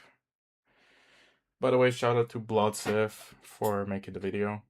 And will not show screenshots of the conversations. I mean, I'm not saying they're denying to, but they just won't respond to me, won't respond to anyone about it. I don't know why, so take this with a grain of salt. Also, they did tell Nova they were of age, just to get that out of the way, so that's actually surprising that Nova would do this with an of-age person for once. Anyways, they would continue this, this little thing, relationship, whatever you want to call it, for a while, and a lot of pictures were exchanged. Well, I'm not sure if the girl sent any, but Nova certainly sent quite a few. In multiple photos, he is seen wearing outfits from Little for Big, which, if you don't know, is a age play site that lets you buy kids-themed clothes for inappropriate purposes. It's very disgusting, and Nova is a big fan of the site, and unsurprisingly, still buys from it. And in case you were wondering, yes, this includes diapers. In multiple pictures, he is seen wearing a diaper from Little for Big. It's actually the same diaper that he got caught with a while back with the package in the background of one of his videos. It features a blue puppy drawing. It's very, very, very gross. Anyways, they of course went to Solidus Nova and myself to show these images, and I'm guessing a few other people. They also released a lot of them publicly, but immediately took their post down for some reason. Of course, I don't want to condone this person's actions, just so you guys know, don't do this. This is so weird. Like, how do you genuinely, in your free time, text Nova inappropriate things in order to get pictures from him that you're gonna share around? Just because? That's just really, really cringe in my opinion. You're not proving any point by doing it because you said you were an adult, so I don't get it. You're just traumatizing yourself and others. But anyways, let's get into some of the pictures. I'm just gonna play a compilation of them up on screen. The ones I can show. If you do want to see more for God knows what reason, I mean, you could check out my Twitter. And even that isn't everything. Honestly, don't feel comfortable showing all the photos. Twitch, I'm sorry if it's they are so bad. But holy shit. Don't worry. These aren't all the leaks we have. I'm sorry to everyone who Nova's sees this. birthday. I personally wasn't really involved sorry with releasing these. That was more so Chin Universe and Solidus Nova, so go to them for answers. But I did look through these, and I'm gonna be honest, guys. These are probably the most extensive leaks we've ever seen of Nova. Like, I've never seen this many screenshots of a conversation between Nova and another person. And yes, this person was of age, surprisingly enough, but still, they weren't treated the greatest by Nova. Essentially, the whole friendship between these two just revolved around Nova baiting in DMs at night or being upset. It was never any, like, real friend stuff. It was just Nova being upset, baiting, and using this individual basically as an emotional punching bag. There was literally screenshots where the person says they were just released from the hospital after an attempt, and Nova asks to play Fortnite. I'm not joking. What? These are bad. And with all that being said, let's begin. What the Hey, fuck? you doing any better? Not really. I don't know what all is going on, but I'm here if you want to talk. It's a long effing story. I got you. You don't gotta explain it if you don't want to. The Nova impression gets me. Then they send a link to a gaming PC saying, ooh, mine only has one fan that I can change the color of. Holy crap, that was cheaper than mine. Mine costed like $900. I finally got my PC set up. What PC is that? Oh, let me find the screenshot. My boyfriend bought it for me, and I'm beyond grateful for it. That's mine. It's a bit of a mess right now. And sends a picture of his PC setup, and it is the worst setup I've ever seen. It's on the ground. His monitor is on I remember a bunch building of it as drawers. well. That was It's a funny bad. clip. I am so sorry. I just now saw this. I see you're on live. You doing any better? Also, by any chance, would you like to play Minecraft with me sometime? Maybe. I also got my first TikTok brand deal. That's good. Nice. My therapist discharged me. Wait, what? What do you mean they discharged you? Never mind. Basically, she's not seeing me anymore because I need help outside of what she can do. And he did not get that help. I had to contact the Trevor Project for the second time this week. I'm so sorry, I just now saw this. If you don't mind me asking, what's the Trevor Project? It's a crisis hotline, like the National Side Hotline. Oh no, I'm so sorry. Is there anything I can do? Of course, I leave karaoke fuck. in a sour mood. Not even my caregiver is available. That's just insane to respond with. Yeah, but trolls don't care. Regal Eagle also emailed me a picture, but it's downright inappropriate content. Are you able to make a new business account and not tell anyone about it? No, not really, cause how will I know when businesses want to work with me? What happened to the kitchen job you had? Thank God. I still have it, but I'm quitting due to my comically low amount of hours, and every time I ask for more, I'm brushed off. Oh, okay. I gotcha. I have asked and asked and asked several times. That's sadly how it is most of the time. And the MFers signed me up for the Missouri Democratic Party! Why is the Nova Bruh, impression trolls, accurate? man. People Dude. suck. This email is meant for business, people, not for the effing trolls to sign me up for whatever bullcrap I don't want. Some a-hole is signing up my business email for a lot of random crap, and not to mention, I am thoroughly pissed off right now. Dude, I'd be too. Are you gonna somehow switch it or change it in any way? I'm not pissed off about the emails at all. I'm pissed that I can't find a new effing job. I'm so MFing desperate at this point. Oh, I thought you were mad about the emails. If I don't get that office job I applied for, I'm going to effing lose it. You know it's bad when even McDonald's rejects your application, and Walmart, and Wendy's, and Subway. Damn, this is like a starter PC for me to see if I actually like it and get into it because I normally just play on Xbox. My PC has a 3080 though. I'm really not good at computer stuff, and typing takes me forever. Yeah, I have no idea what that is. It's a graphics card.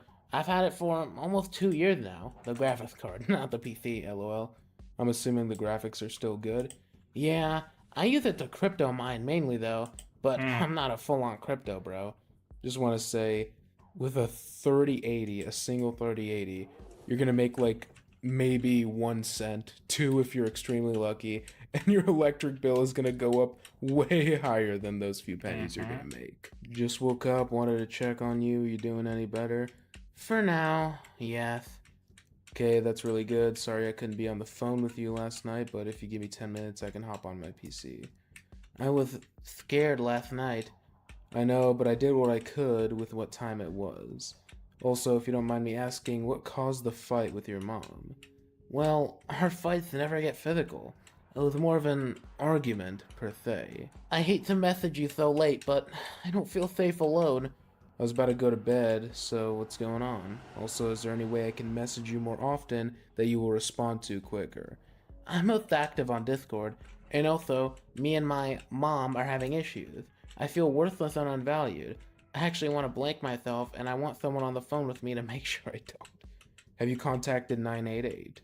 No, not yet. If I do call them, my mom will get pissed at me. But you're an adult. She shouldn't get mad at you for calling and talking to someone about getting help.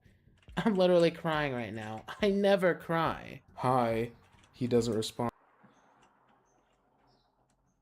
I never I guess, man. I mean, shit. A little personal. I used to cry so much in preschool to the point where I barely managed to cry myself. I'm not saying it like, oh, look at me, I'm tough. No. I just never managed to cry because of that. Now, it might be something medical. It might be, I don't know. I never checked it out because I don't think it really is a big deal. Honestly, I might really go check it out. I mean, last time I was at the eye doctor, he said himself like, everything is fine with me. Nothing wrong with my vision. Nothing wrong with my eyesight. Nothing. I'm perfectly fine. So, you know, but saying that, yeah, just shut the fuck up. On for 2 weeks and then says, I feel like crap. Jesus Christ. Hi, I just wanted to check in on you. Well, I'm doing better now. That's good. I'm just thankful I didn't do anything stupid. But, yeah, I did have to call 988 last night. It's only 2 days away. Does therapy help you? Well, it effed me up when I wasn't in it. Fair enough. Would like to get back into therapy, but I don't know if I should do online or in person. Do whatever covers your insurance. Have you thought about getting into therapy if you're not already in it? I've been in it. I had to halt it in June due to no insurance because it was acting up. I haven't been in therapy for 6 weeks. We have Medicaid here in Idaho. Nova Online I didn't needs have to to get pay for offline. anything for my appointments. That's good. Do you know why it started acting up? It was invalid because of an error in the DHW system. They still haven't gotten it fixed? They did. What? I go back in on Monday. I'd rather not talk about it. I really should have gone to the crisis Dude, center. I need to understand why the fuck is Nova Online impression is so fucking good, bro. Why? How long have you been doing this? How long? There's no fucking way. Last night. It's okay, not gonna push it. Do you have one of those in your area, or do you mean over the phone? Sorry, I just woke up. I have one about 15 minutes from my house. I don't think I need one right now. Are they open 24/7? Of course. Okay, that's good. I'm glad you have somewhere you can go if you needed to. The counselor I was talking to last night made me cry, and I never cry. Huh. Dude, He's already shut said that. It's almost like he does cry all the time. I just really need a hug, though my stuffy is weighted. Ever since the incident, my mental health has been super fragile. But anyways, can I have the app? Are you good at calming people down if they need it? Depends on the situation. Like, for example, if I was crying because I got into a fight with someone. I'm better off with panic attacks. I had a bad panic attack on Monday. Could send you an app I use. I have a stuffy too, and I'm kind of ashamed of it sometimes. Only asking if because I'm wondering if I you'd be heard down it. to play something I on heard PC that. or anything. No.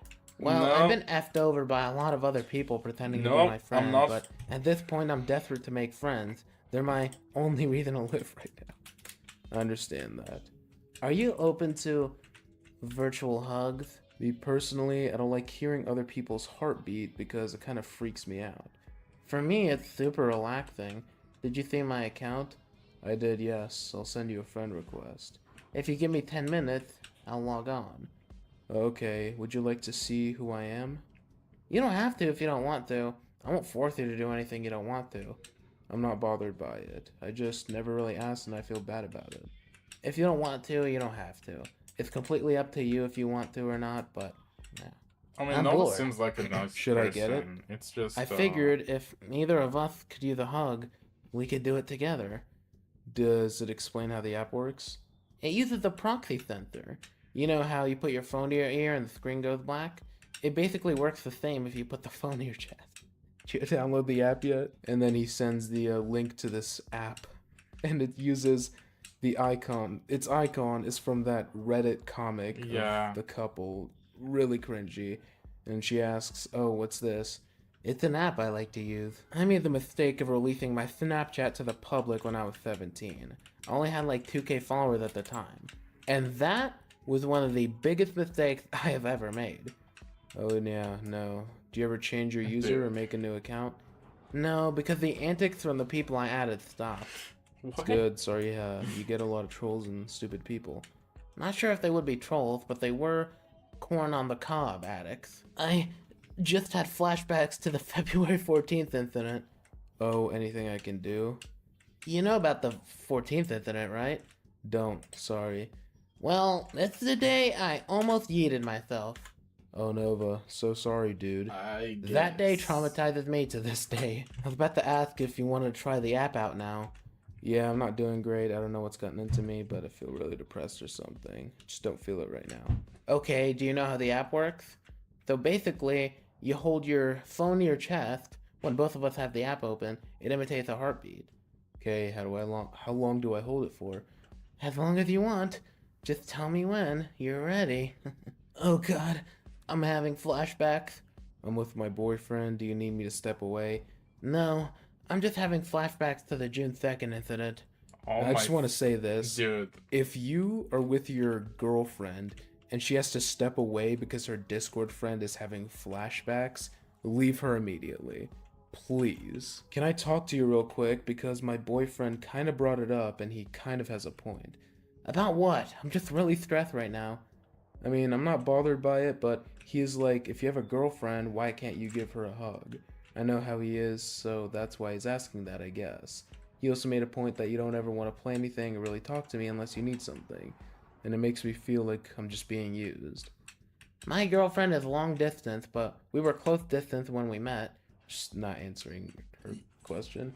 But do you see where he's coming from? Where I'm coming from? Because you... I mean, I think it's clear if you made up with a long distance girlfriend, she'll be close distance for temporary amount of time, a certain amount of time. I mean, dude, it's literally. I forgot it's Nova. Why did I have expectations? It's goddamn Nova, bro. It's fucking Nova online. The motherfucker gets allegations each fucking morning, each week. I hear something new about him. You never want to play anything with me/us and only talk to me when you need something. It makes me feel like crap. And he ignores her, of course. Then 2 days later, messages, I think my new turntable already broke. which is just extremely disgusting and insensitive, but nothing out of the ordinary. What's turntable? For Nova. I'm done. I'm mother effing done. I hate my life. I should have ended. Okay. No one gives a crap anyway. Join VC and explain. I just tried to. I can't think straight right now. I need some time alone before I do something I regret.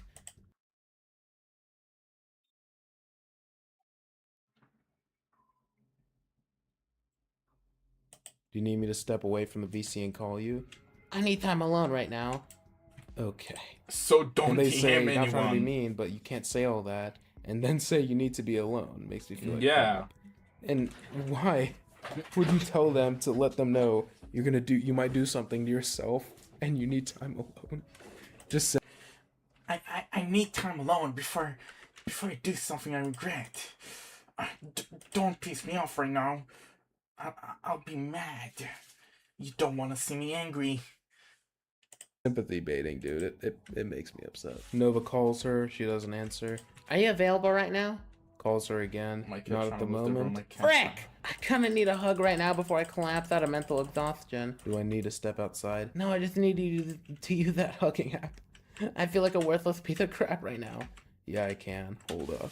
Imagine doing something and you get spam called by Nova who wants you to use a virtual hug app. My doctor upped my dose. That's a funny point. Remember to post a COL video. I've kind of given up on COL week. I'll still post one today. Okay, wait. Okay. Oh, and my doctor upped my meds to 20 milligrams of Lexapro, the highest they can go.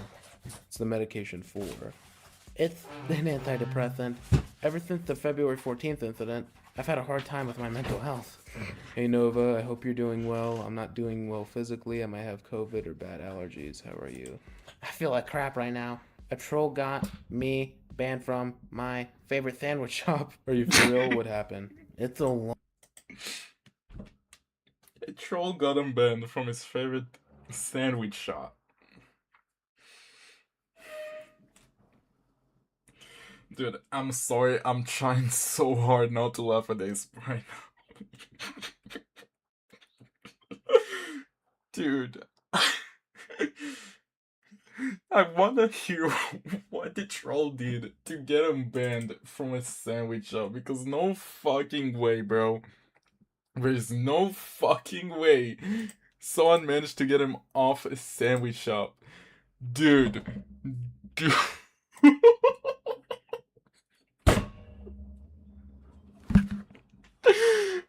no way.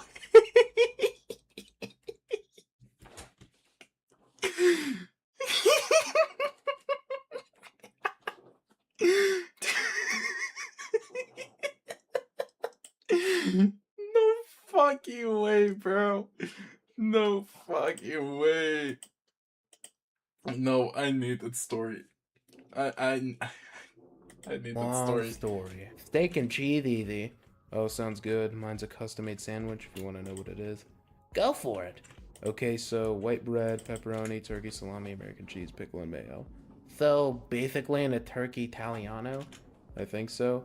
I also took a picture after I got my uniform. I think I looked amazing. How are you? I'm fine. Just start my new job tomorrow. That's good. Are you excited? I'm a little nervous. What if I get a Karen on my first day? How's your first day at work? Sorry I didn't respond, I forgot to. And he doesn't respond. I feel like crap. You okay? Kind of. I had to take some safety precautions.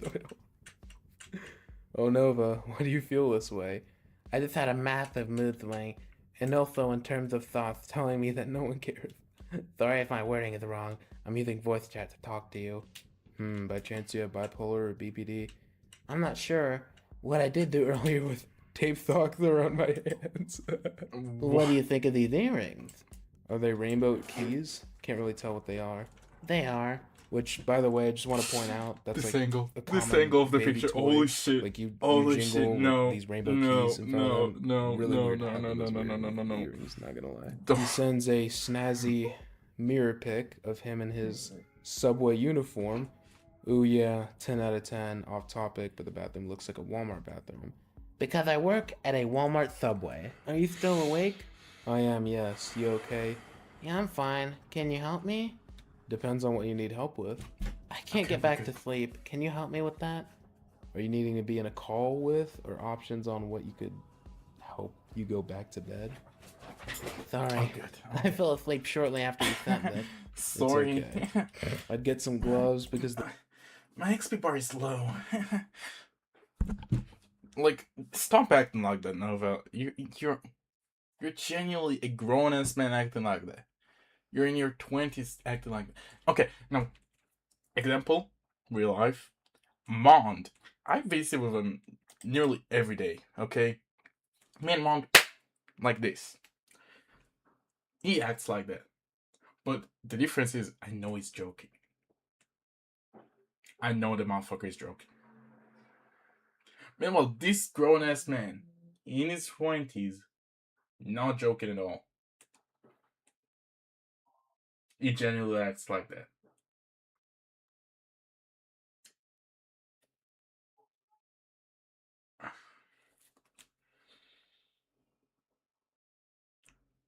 If it looked any good, I bet it'd turn out like Sykkuno. I can bet 100% it will turn out like Sykkuno. If it looked good. I mean, guys, his XP bar is low. the tape could make you lose circulation in your hands, and I don't want your hands to turn purple. Can you send me a link to Thumb? Because I've been trying to find some anti-FH gloves. Thank you so much. I'm trying everything to stay safe. I did this to my hand earlier, and then sends a picture of his hand in a sock, taped. What the I guess his fuck? other hand was free. I don't know how he's gonna manage to do the same to his other hand. Yeah. And if he doesn't do the same to his other hand, there's literally no point in doing it to the first one. But anyways, oh Nova, what happened to those boxing gloves you had? Those were the gym's, not mine. But I did that rap thing to keep myself safe. I'm worried about intrusive thoughts again. Don't do them, you know better. You know it's not worth it, Nova. I had my ward thoughts again, if you know what I mean. I don't, but I'm sorry. I just want you to be okay. Have you talked to your girlfriend about any of this? Not really. You should. Maybe she'll have some good advice to give. I doubt he has a Recording an girlfriend. emergency Kiwi core. Oh, everything okay? Yeah. Lil Thippy released another phone call with Daniel, and I wanted to be the first to document it. Oh. But Daniel's search history was disgusting, so I had to go back and add a warning to the video. I would be surprised. Daniel's a sick man, and it scares me that he's coming to Springfield. I mean, it has mentions of minors everywhere, as well as some 1940s Germany type stuff. And honestly, I don't think Nova needs to be criticizing anyone for those things, to be honest. I'm really happy right now. Oh? Yeah. That's good. I think it's the fact I strengthened a relationship. I mean a friendship. I swear I'm about to tear out my effing hair. You need a call, Nova? 10 minutes later. I'm just frustrated. You're more than welcome to join the VC and talk. I feel so lonely right now. Then join the VC. What's even playing right now? 2055. My back and legs are suffering right now. I'm sorry. Hey, it's been a bit. Sorry I was such a meanie last time. Yeah, but thank you for apologizing. F my effing life. I just woke up and I feel you. I've hit rock bottom. How? I'm crying and... No, I'm sorry. I genuinely can't. Okay, holy shit. I'm sorry. I genuinely can't. I can't. Not you again. Caught gunning in public.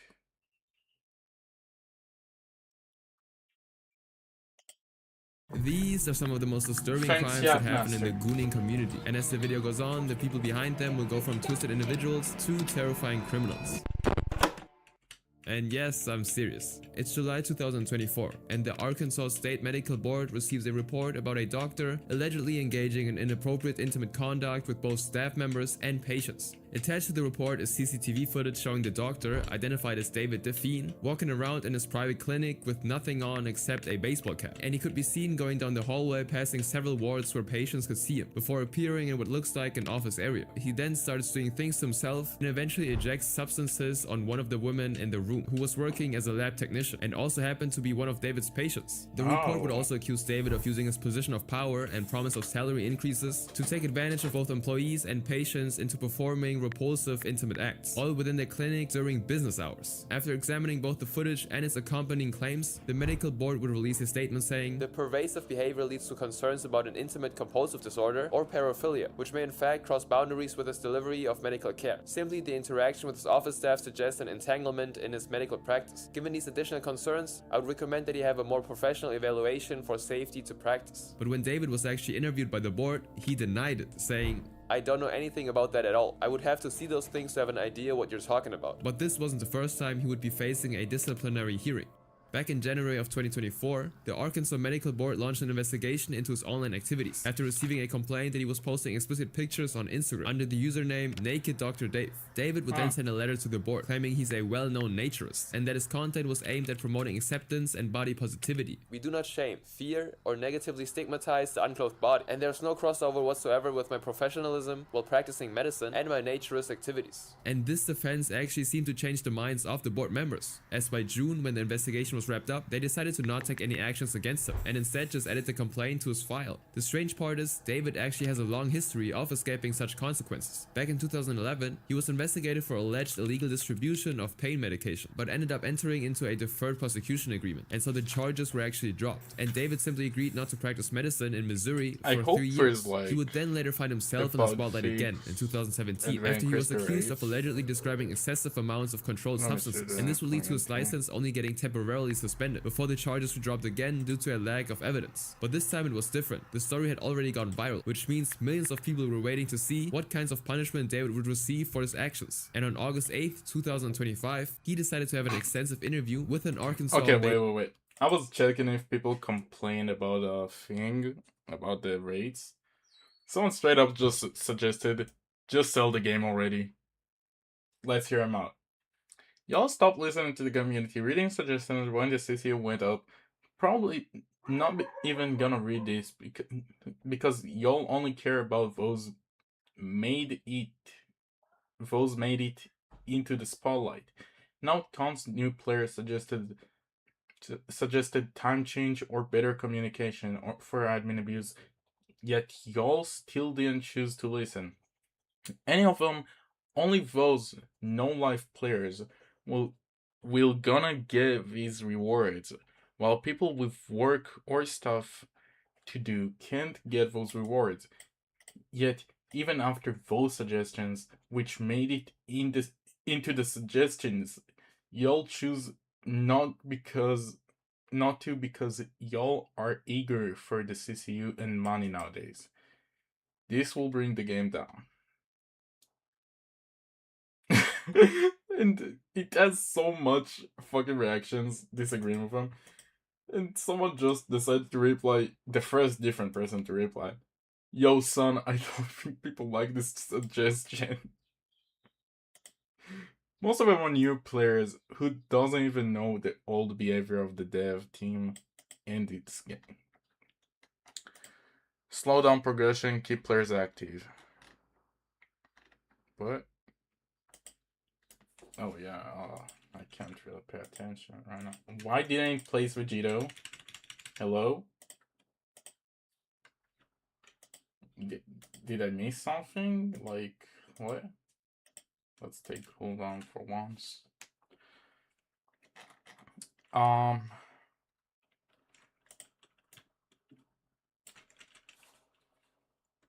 not gonna use Vegito's ability. Not yet. Damage. Now I'll use it.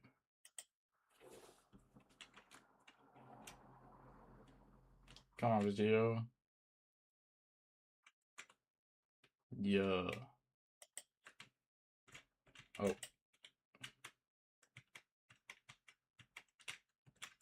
Okay. W S S A W D A W S W A S. You know, I think when you clash with Gohan, it doesn't count for the rewards. You know?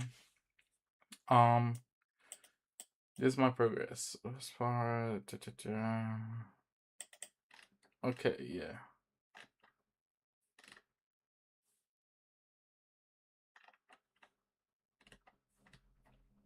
Guild concept, yeah, don't care. Elden Ring concept.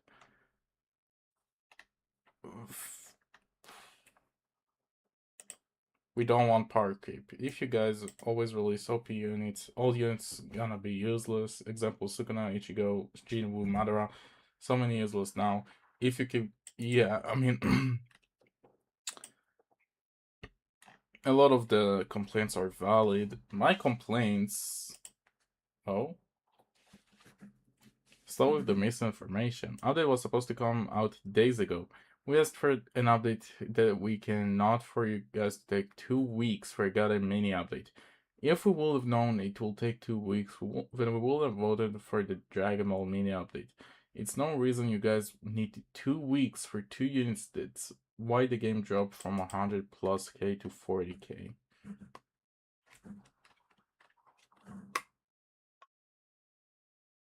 UTDX deserves to die this. Okay.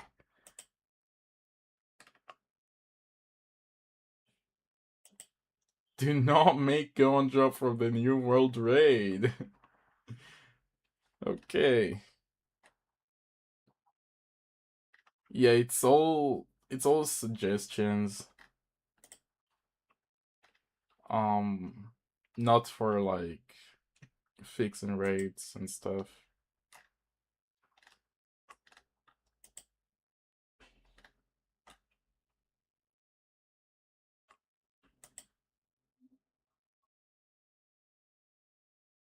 Remove the code channel? I didn't know that. Well, yeah. Let's see how much. We have 30 more minutes. Woohoo! Dude, it really doesn't make sense that we have 12 rounds and we have how much? Let's see. Swords. No. We have one of this. One. We have one of this. This shit ain't craftable. They said themselves it ain't craftable. The low-key do need to make it craftable, like the Universal Tiers items craftable. Because holy fuck, it's annoying to grind Universal Tiers.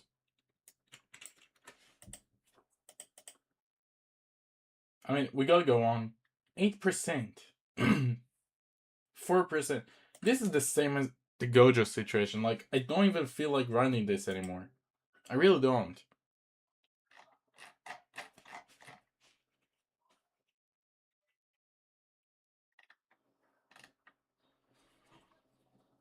I mean, dude. I'm sorry, but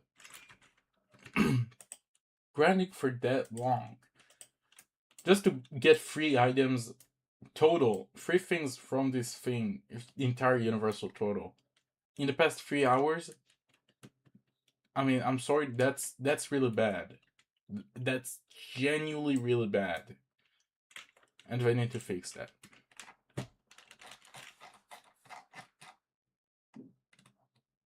My Yuri unit. Okay. Let me add a suggestion. Myself. If I can. How do I make it?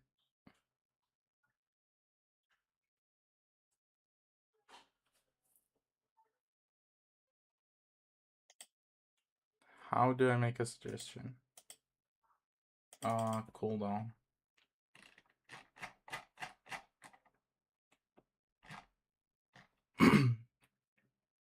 I don't have an option to make a suggestion. Macro bugged again, visual bug, model, new tier challenge bug.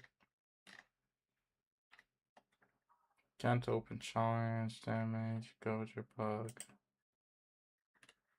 Unit stat, wrong time,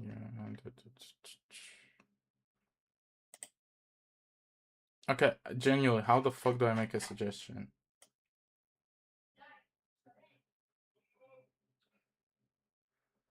Because I do wanna give him a suggestion about increasing rates on tiers. It doesn't. Wait. Rates.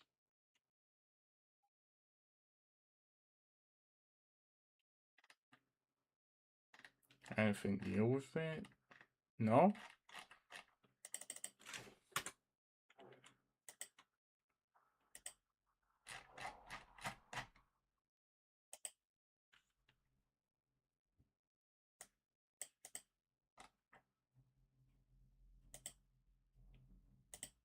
Is he a fucking mod? What's Wings of Freedom?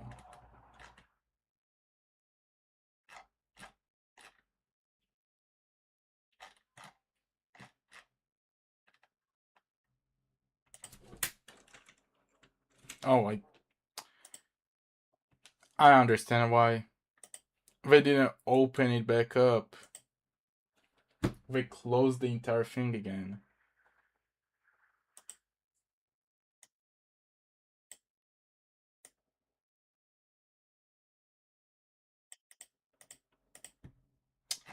Yeah. Sorry for wasting the time about that. News outlet called NEA Let's report keep addressing watching all the this allegations while against we him grind because the according to one game David out. the only thing true about all the allegations was the fact that he would always walk around the clinic without clothes on, as seen in the leaked video, which he also believed was released by his ex-fiancée Allegra Milzitz out of spite. David claims that he and Allegra had broken up in February of 2023, only for her to return over a year later trying to get back with him, but when he refused, she decided to expose his horrible behavior behind the scenes. Now, while the report was filed anonymously, David claims he was able to decode where it came from. But if David's intention with this interview was to switch the public's perception in his favor or sway the decision of the medical board, it unfortunately didn't work, as he would end up receiving a much harder punishment than in the previous cases. In October of 2024, the Arkansas State Medical Board issued an emergency order of suspension, charging him with violations of... Okay, you know what? Let me stop it real quick. A little rant about UTD. I'm sorry, but the game generally sucks. Grinding wise, the game sucks. And this entire grind is proof of that. I've been doing this for 3 hours. We got 1 go on, 1 sell max tail, and 1 sword. You need 5 swords for the first evolve go on. Sure, that's fine. We get it. That's fine, okay? Thing is, a sword is 8%. A single sword is 8%. And then there's the glasses as well, which we will need for the next evolve. 4%. And it's for a single glasses. I mean, dude, I'm sorry, but you gotta change the rates. The rates cannot keep going for that low any longer, okay? I mean, I get it. You don't want the update to be finished quickly and all. I get it. The whole point in a tower defense game is to grind and have fun with the units later. But I promise you, after grinding for this long for a unit that not even gonna be worth it next update, most likely, no one will want to even play the game after the update. They'll just take a big ass rest till the next update and then repeat and repeat and repeat and repeat like that. That's the problem. The rates for items that shouldn't be that low of a chance are low of a chance to get. I mean, sure, go ahead with 4%. That's honestly fine. That's fair in my opinion. I mean, he's a new unit, universal tier. 4% with a PD of 30 games. Go ahead. That's completely fair in my opinion. I see it as fair. But the evolve items, that's just being fucked up, honestly.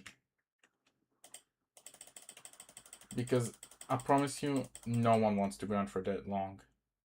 No one. It could take me now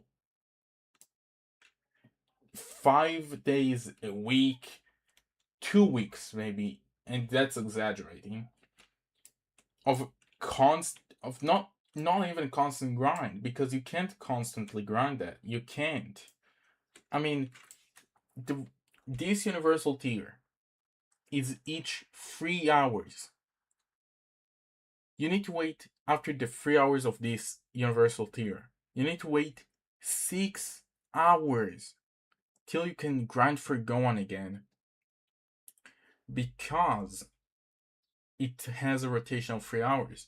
If you don't get the items in those 3 hours, you basically need to wait 6 hours just to grind for the unit you need again. And I guarantee, people has jobs. People in the community has jobs. I can guarantee that. I can guarantee a lot of people will be busy. I can guarantee a lot of stuff. Why 6 hours is insane amount. I'm not saying, oh, reduce it to an hour. No. In my opinion, you should just make it like a story stage where you choose which universal tier you're grinding for. Because it doesn't make sense that you wait 6 hours if you didn't get enough items for one unit. Let's say, go on in this example, because I didn't get enough. I have 30 minutes to get all the items I need for Gohan. 30 minutes isn't even nearly enough to finish grinding this. It isn't. I promise you, it isn't. And they want me to wait 6 hours just to get the items I need for Gohan. Which is a chance as well, because again, in 3 hours we've gotten 1 Gohan, 1 Cell Max Tail, and 1 sword out of 5. Which we might even need more swords for the Boundless evolution. That's my point. Okay, the grinding in this game is genuinely tiring. Now sure, we don't tell you like, oh, reduce the grind to be like 5 minutes, because we all want 5-minute grinding. No. Okay, the SD update was small grind. The OG SD update, the last one I streamed, it was a small grind. But it took me 4 hours. 4 hours. And the 2 of them was Friends and Banner. That's all. All I'm saying is, you really gotta change the grind in this game, because it doesn't make sense. Okay, the rates are way too low to be excusable.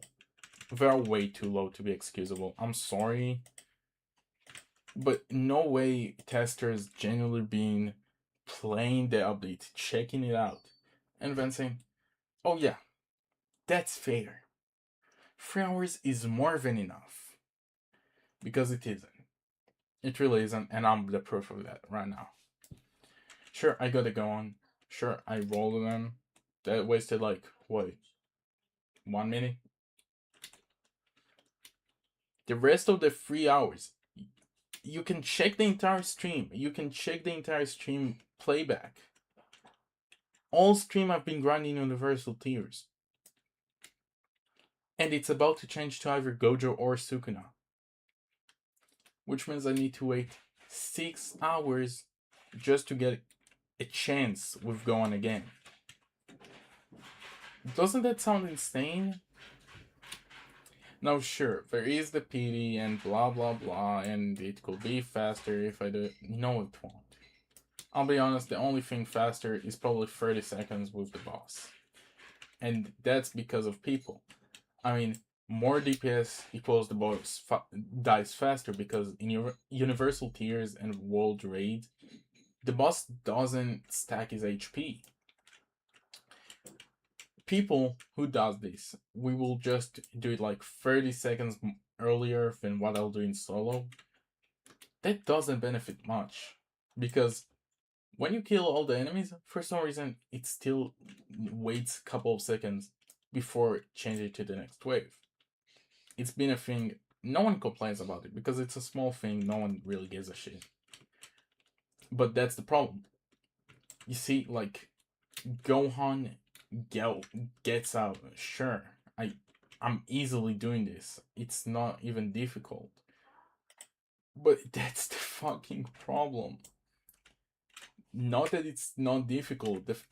Not that it's easy. I mean, they set the game out to be easy for players who grinded the game, because it's a mini update. Everyone should enjoy it. Everyone should grind it happily, have fun grinding it, in fact, as well. That's what they aimed for with those updates. The problem is genuinely the rates on items. The PT is too high, for example, on a lot of the units, on a lot of the fucking rates.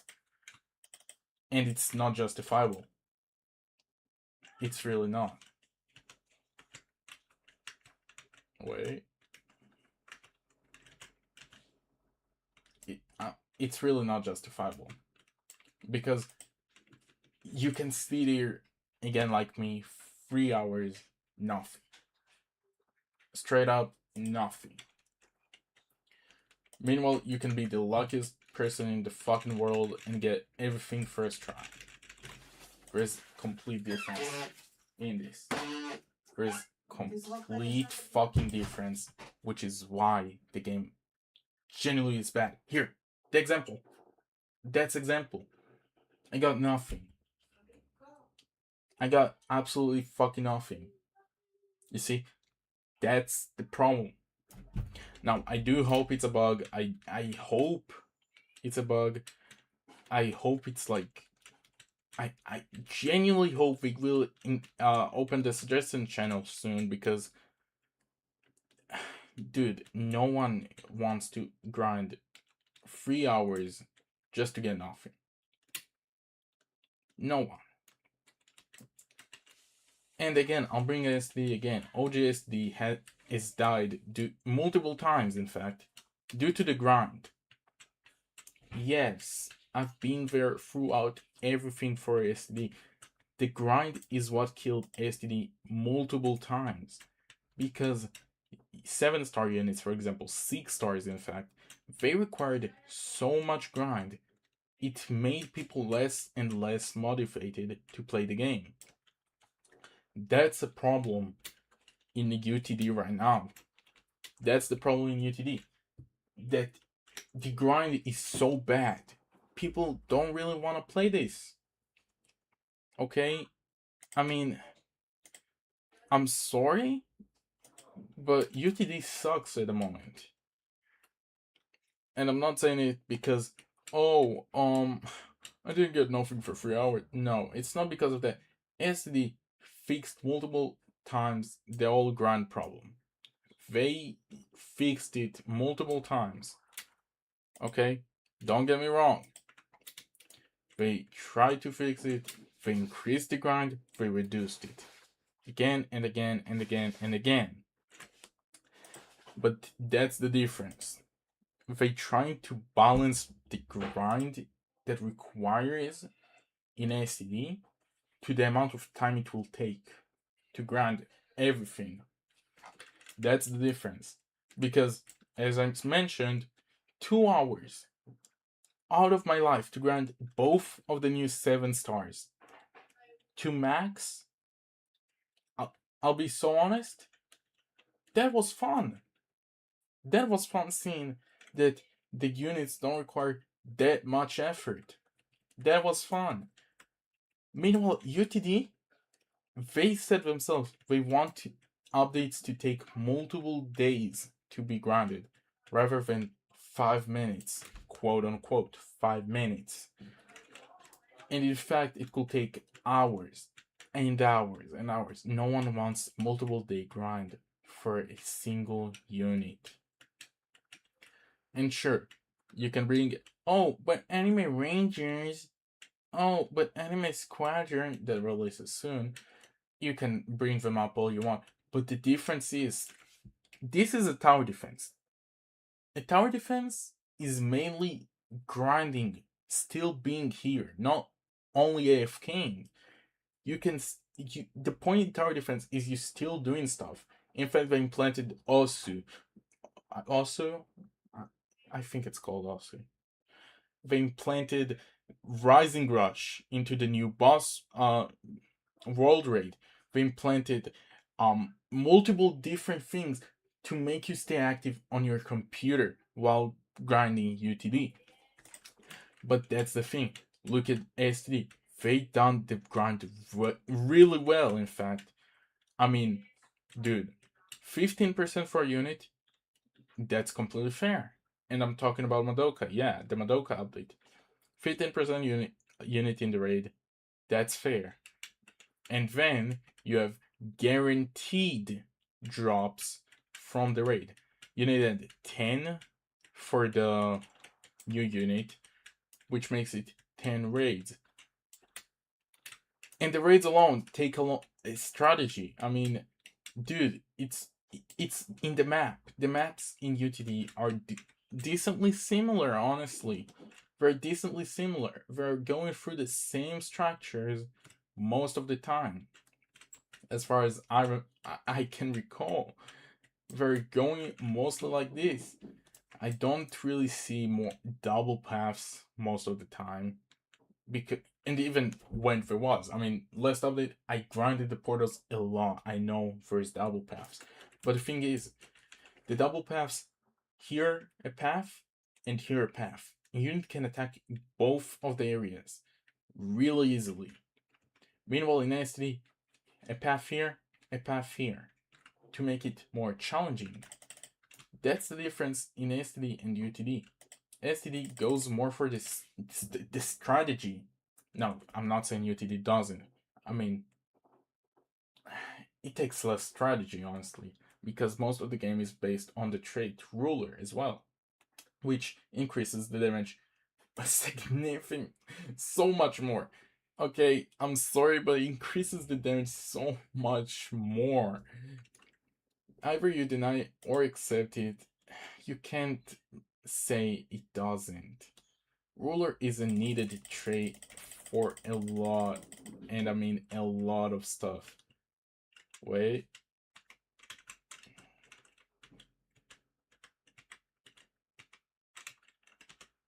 Okay. Ruler is needed for many stuff, and you can never deny it. You can never fucking deny it or say I'm wrong. Because in fact, you can go on their server. The official tier list for traits, Ruler is most of the units in the game. Most of the good units in the game. Again, here, I really don't want to grind this anymore. Anyway, point is, they need to buff the rate. They need to. Either they think it will take 5 minutes or not, they just need to. Because taking multiple days on a mini update is nothing.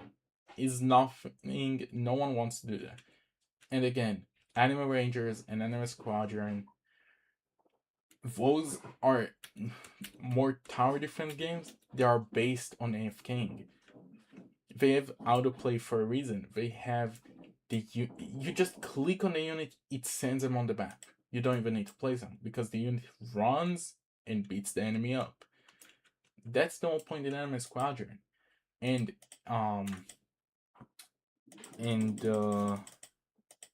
how's it called? And Anime Rangers. That's the point of them. Meanwhile, this game, it isn't the point. The point isn't AFK. And yes, they did acknowledge the fact, oh, but the game is macro slow. It doesn't matter. Every tower defense game uses a macro. Let's be real. Everyone uses a macro on a tower defense game. Everyone. There's not a single person I know yet that doesn't use a macro while grinding a tower defense game. Even I'm admitting, I'm using macro quite a lot for a tower defense game. Because sometimes I don't want to grind that manually. Sometimes I don't want to grind manually. So I just go on ahead, set a macro, and go to sleep. Or chill out, or doing whatever I can. As long as I'm not grinding that. Because sometimes you want a break. Sometimes you just want a fucking break. And it's completely okay. It's completely fucking okay to want a break. You aren't forced to stay entitled to your screen, glued to it. And it's okay. It's good they acknowledge the fact people don't really want to be up in front of their computer all day long just to grind a unit. But that's the same thing they're doing. They said World Raids, they gave it a new fucking unit, which is already sitting in front of your computer for hours at a day. Universal Tiers, computer hours at a day. That's the problem. You can macro it all you want. Let's be real. I macroed it and still can macro it if I want. And I love the fact I can macro it because I don't really feel like grinding it in the game a lot of times.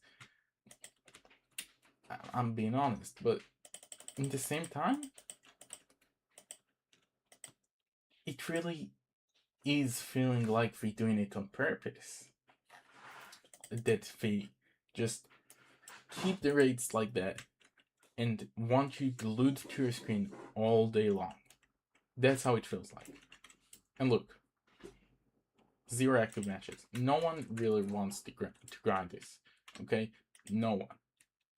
These rates suck. Look at the PD. Look at the goddamn PD. Does that make sense to you? Does that make sense to you? Let me know.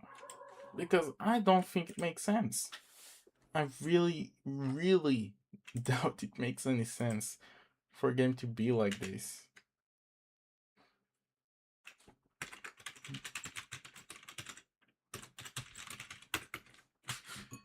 I mean, dude. 8%. You need it 5 times. It's 8% out of 100, mind you. That's lower than 10. Lower than 20. That's the basic item you need on Gohan. This item, I can already tell what it will be. It will be like with Gojo. The second item you're gonna need for his evolve, which is unironically gonna need the swords as well. And I can bet a lot of money on that. A lot of money I don't even have, I can bet on that. Because I know how the game is. I know how the game works. I can bet too much money on the fact to guarantee with y'all, to bet with y'all that Gon is gonna need more of the swords and more than one glasses. We can all agree on that. It's no secret. It's never been a secret because they always show it. They always show it and they don't give a shit. you can make a game grindable for multiple hours without being straight up, let's say, 10 days. We get a point of, oh, we want a multiple day grind. We get it. We don't judge you. We don't say anything about it because it's fine. We understand it. But we won't I personally, at least, won't understand the fact why doing it like this instead of making the rates actually fun to grind. Go on, keep them like that. That's the perfect rate for Go On, if you ask me. That's the perfect rates for Go On, if you ask me.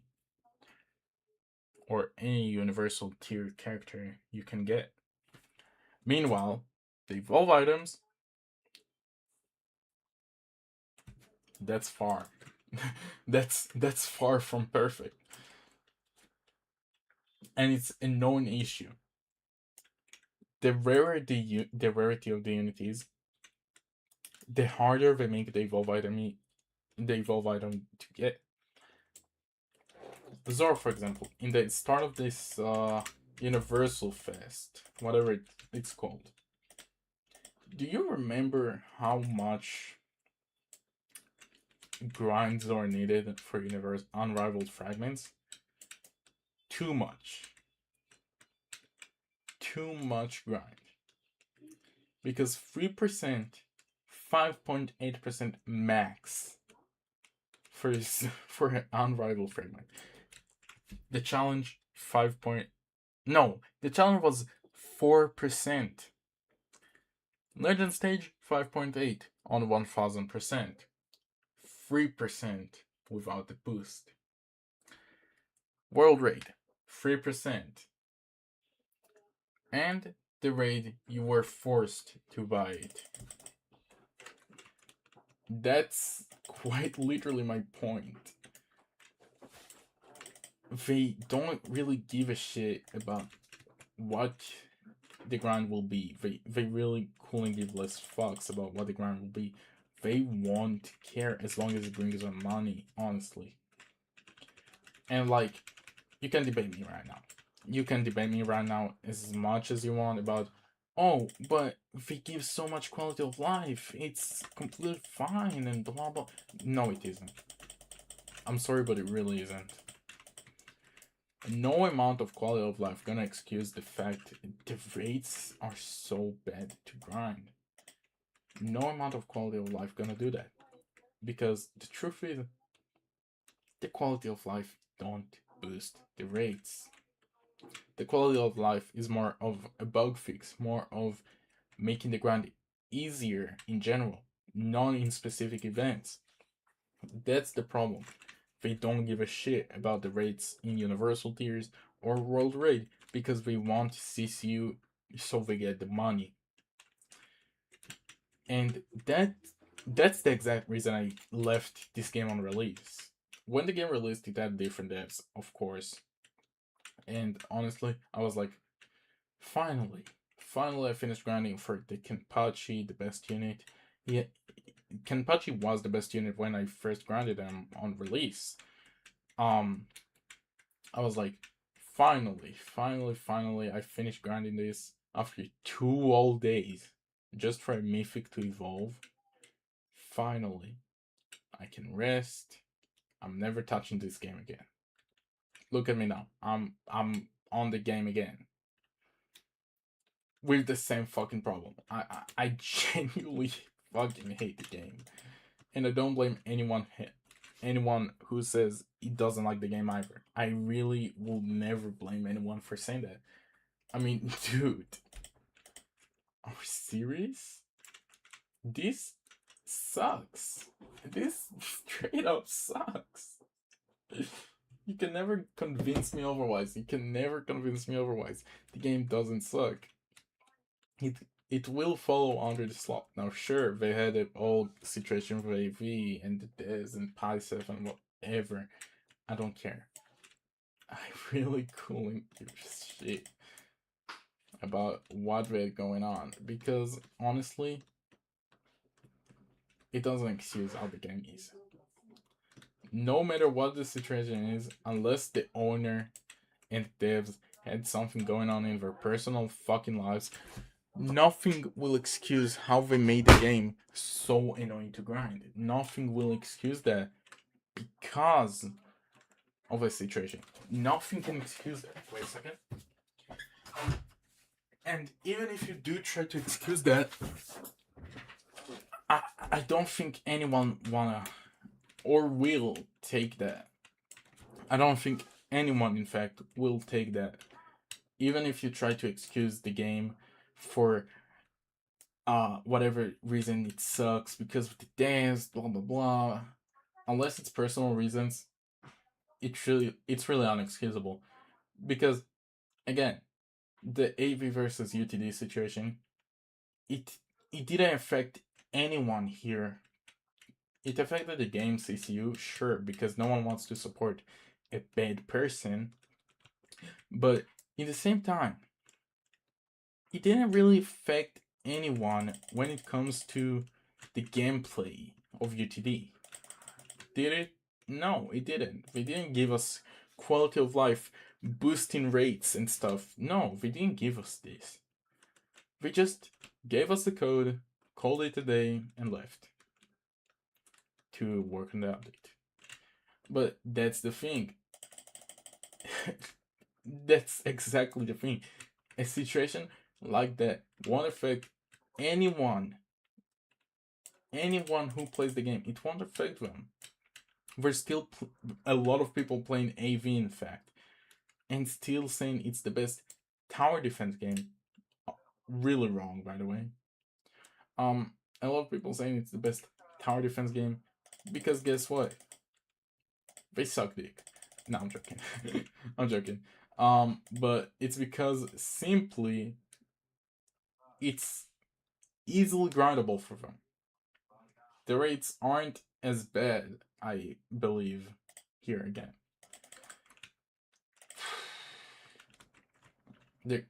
It just isn't as bad for them to grind. The rates aren't really aren't built on fucking testers who love grinding 24 hours in front of their computer, okay? I guarantee a lot of people who genuinely have jobs and stuff being testers for the game, I can guarantee you a lot of the rates will go up. A lot of the rates. I can guarantee on that. Because it's really easy to know. It's really easy to know that the rates will go up over this. There's no excuse we can pull to say, oh, the game is perfectly fine.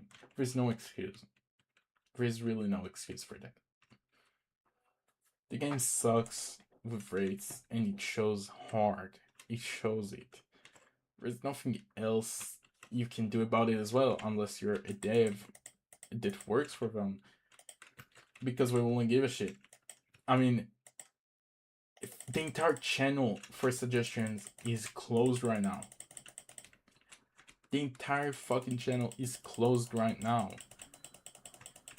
Which the entire suggestions are trying to help the game. That's the point. It is trying to help the game grow and be better. But the entire channel is closed right now because we don't want to face anything, any mistakes, any bugs at the moment. They worked hard and it's understandable. They deserve the rest. But you can't release the update as well before knowing how your player base will be. The game is like a couple months. Even it's more than a year. That's for sure. I can guarantee it's more than a year around. And realistically, they know their player base already. They know they love to AFK like every fucking tower defense game. It's completely fine. Everyone don't want to grind in front of a computer 24 hours. Again, I'm going over my own words already. But again, they know their player base they know them, they know they love to AFK, but in situations of universal tiers or world raids,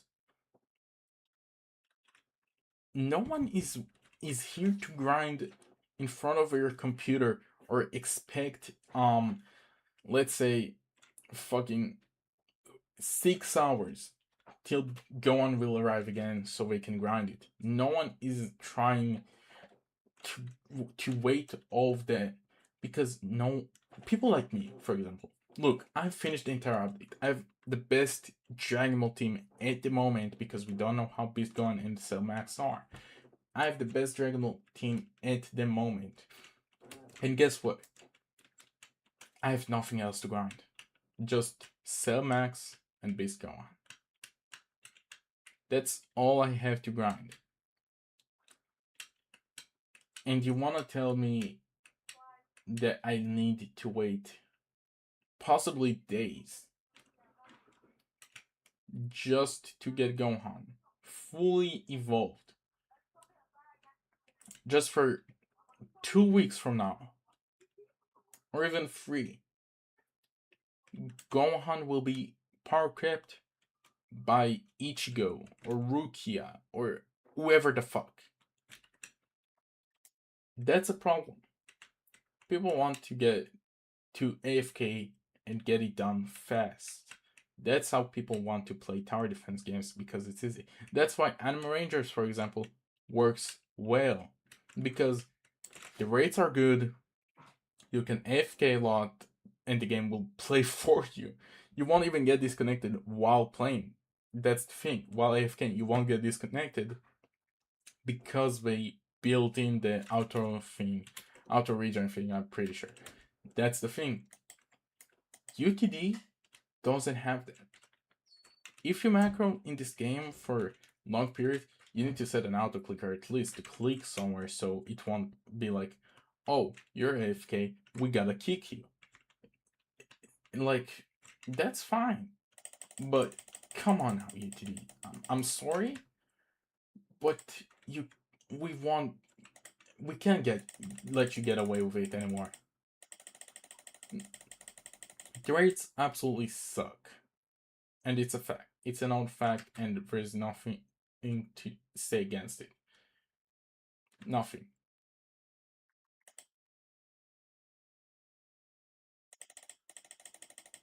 There's nothing, and that's the problem in UTD. That's the main problem in UTD. Here, I got a boundless orb. That's 2%. Mind you, before anything else I had a boundless orb already. Before anything else I need, I got that. 4 drops in 4 hours. 4. So, yeah. If you ask me, UTD absolutely fucking sucks. Okay, seems like we are reasonable enough to keep this tier going. But again, suggestions is fucking closed. It's fucking closed, and no one can even ask questions, in fact. No one. Everything is just locked.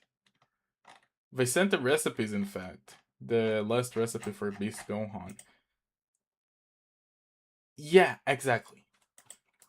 You will need 7 swords. So 5 plus 7, that's 12 swords. And you need 5 glasses. Like, I'm sorry, but do they not think before actually dropping it? Do they not think about when the grind gets that bad? Because it is that bad.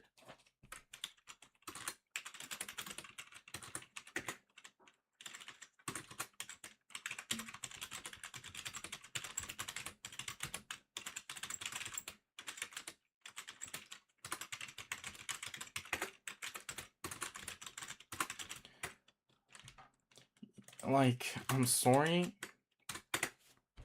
Let me infect. Dude. Look at this. Just look at this. Wait. Here. Look. That's to get Beast Gohan. That's what you need to get Beast Gohan. 7 swords. 5 glasses. Now, sure, you can debate this is arguably worse.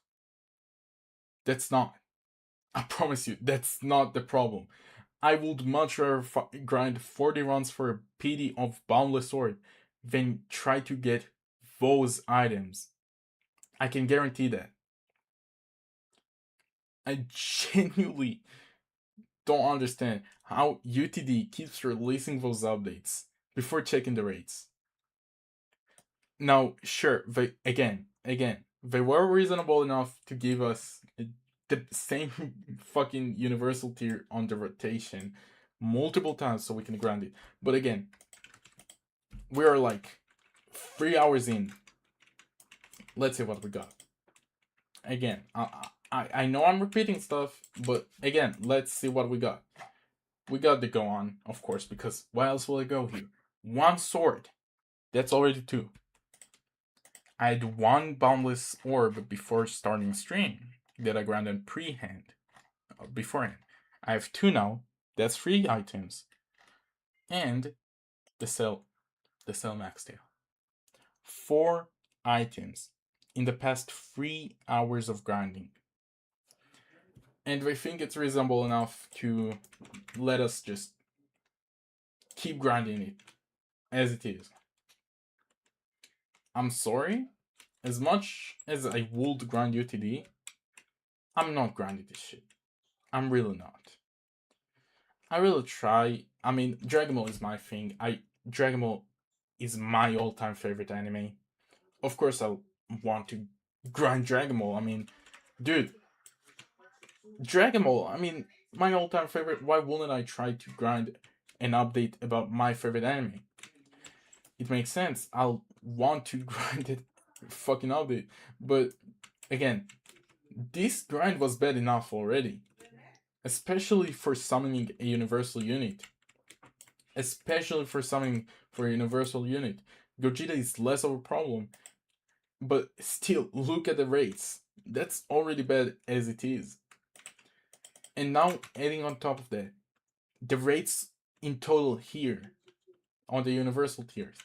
Adding on top of that, Cell Max in world rates that just sucks of a game mode. That game mode is ass. No one can ever convince me otherwise. Let's look at the rates here. They're more reasonable than the fucking universal tiers. Like, bro. First of all, you get like 3 summons of the universal banner. 5%. Decent. That's decent amount of grind that you need to do compared to Gohan. In fact, that's much better chances than getting Beast Gohan at the moment. Because they don't give a shit about universal tiers. They give... I mean, the JJK update was prime example. I remember the JJK update. I grinded in Gojo for so long trying to get these evolve items. Do you know what happened? A lot of people complain about it. Wait. A lot of people complain about the rates.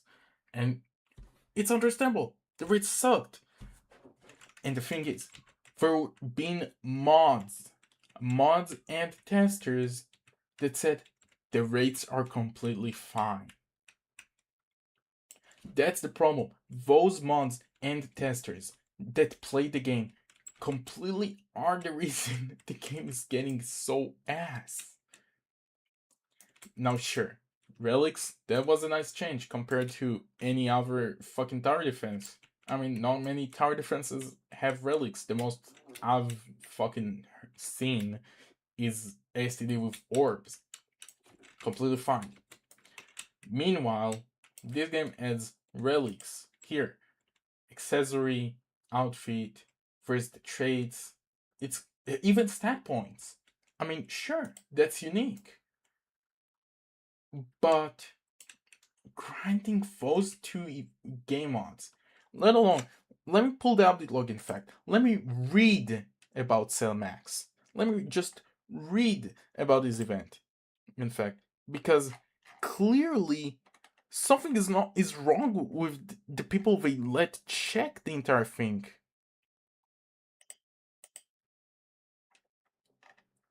Where is it? Where is it? Here, the update log. Let me just read it in front of y'all. Here. Let me the picture here. Okay, let me read it in front of y'all. New stage. New Cellmax World Raid. I'm reading this for everyone. For everyone. So you understand the World Raid. Why they grind is so ass as well. Experience new Cellmax World Raid along with 11 other players, 12 total, and challenge Cellmax. This new World Raid drop the Cellmax unit and these evolve items. So far so good. After 10 waves, Cellmax will come and challenge you. Deplete his elemental shields by attacking with elemental advantage units. And you want me to be completely honest? How the fuck do I know which is which?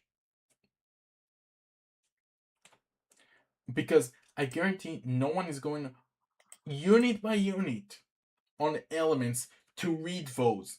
I guarantee no one reads those unit by unit to know what units I bring to Cellmax. I can guarantee y'all. Let's keep reading. Every shield that gets destroyed causes the Cellmax to swap element and sell your units.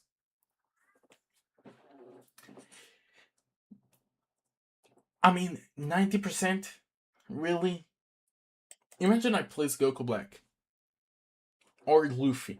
They give me $750 as if I just placed them, because 3,000 to place, and maxed out they give me only 750. Doesn't that sound insane?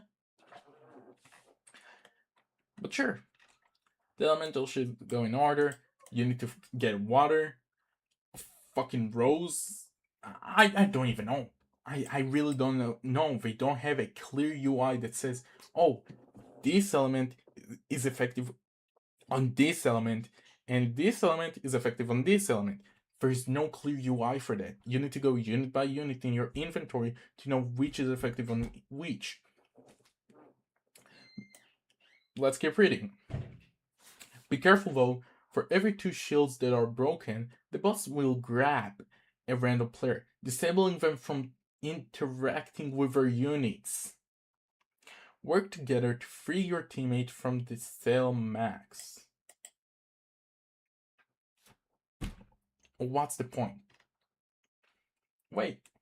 Additionally, after the Cellmax World Raid boss has spawned, you'll be able to start collecting Dragon Balls.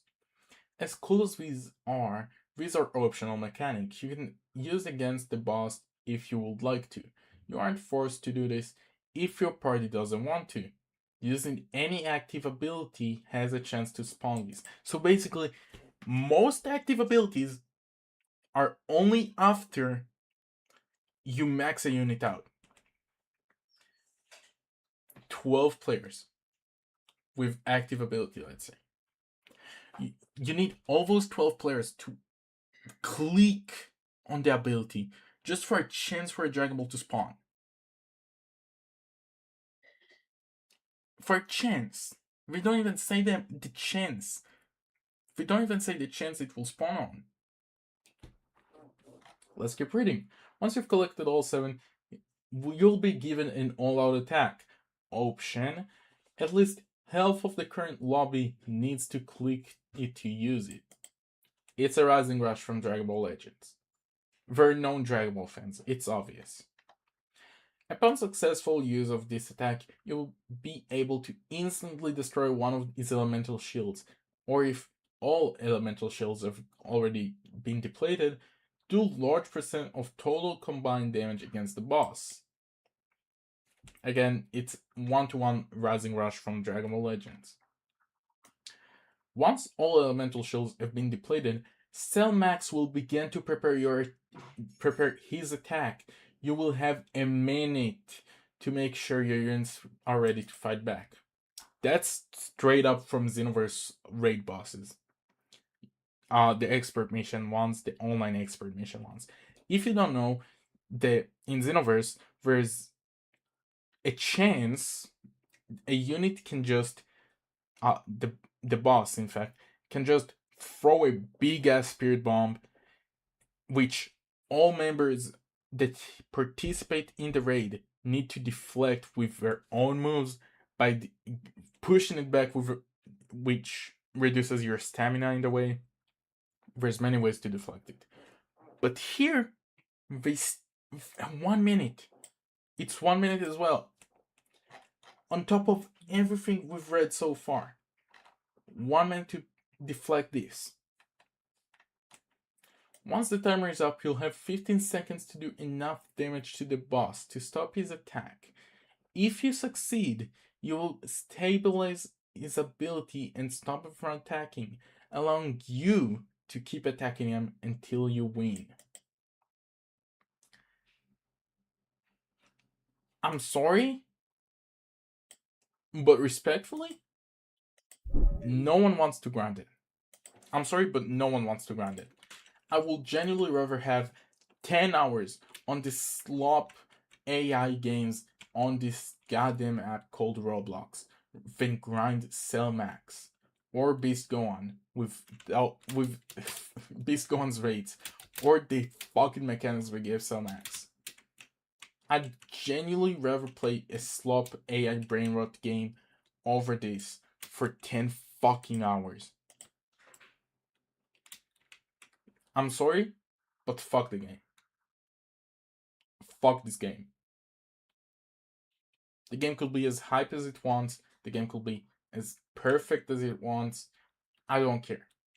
Fuck the game. Until they don't fix shit that needs to be fixed in the game, I don't think I'm grinding this.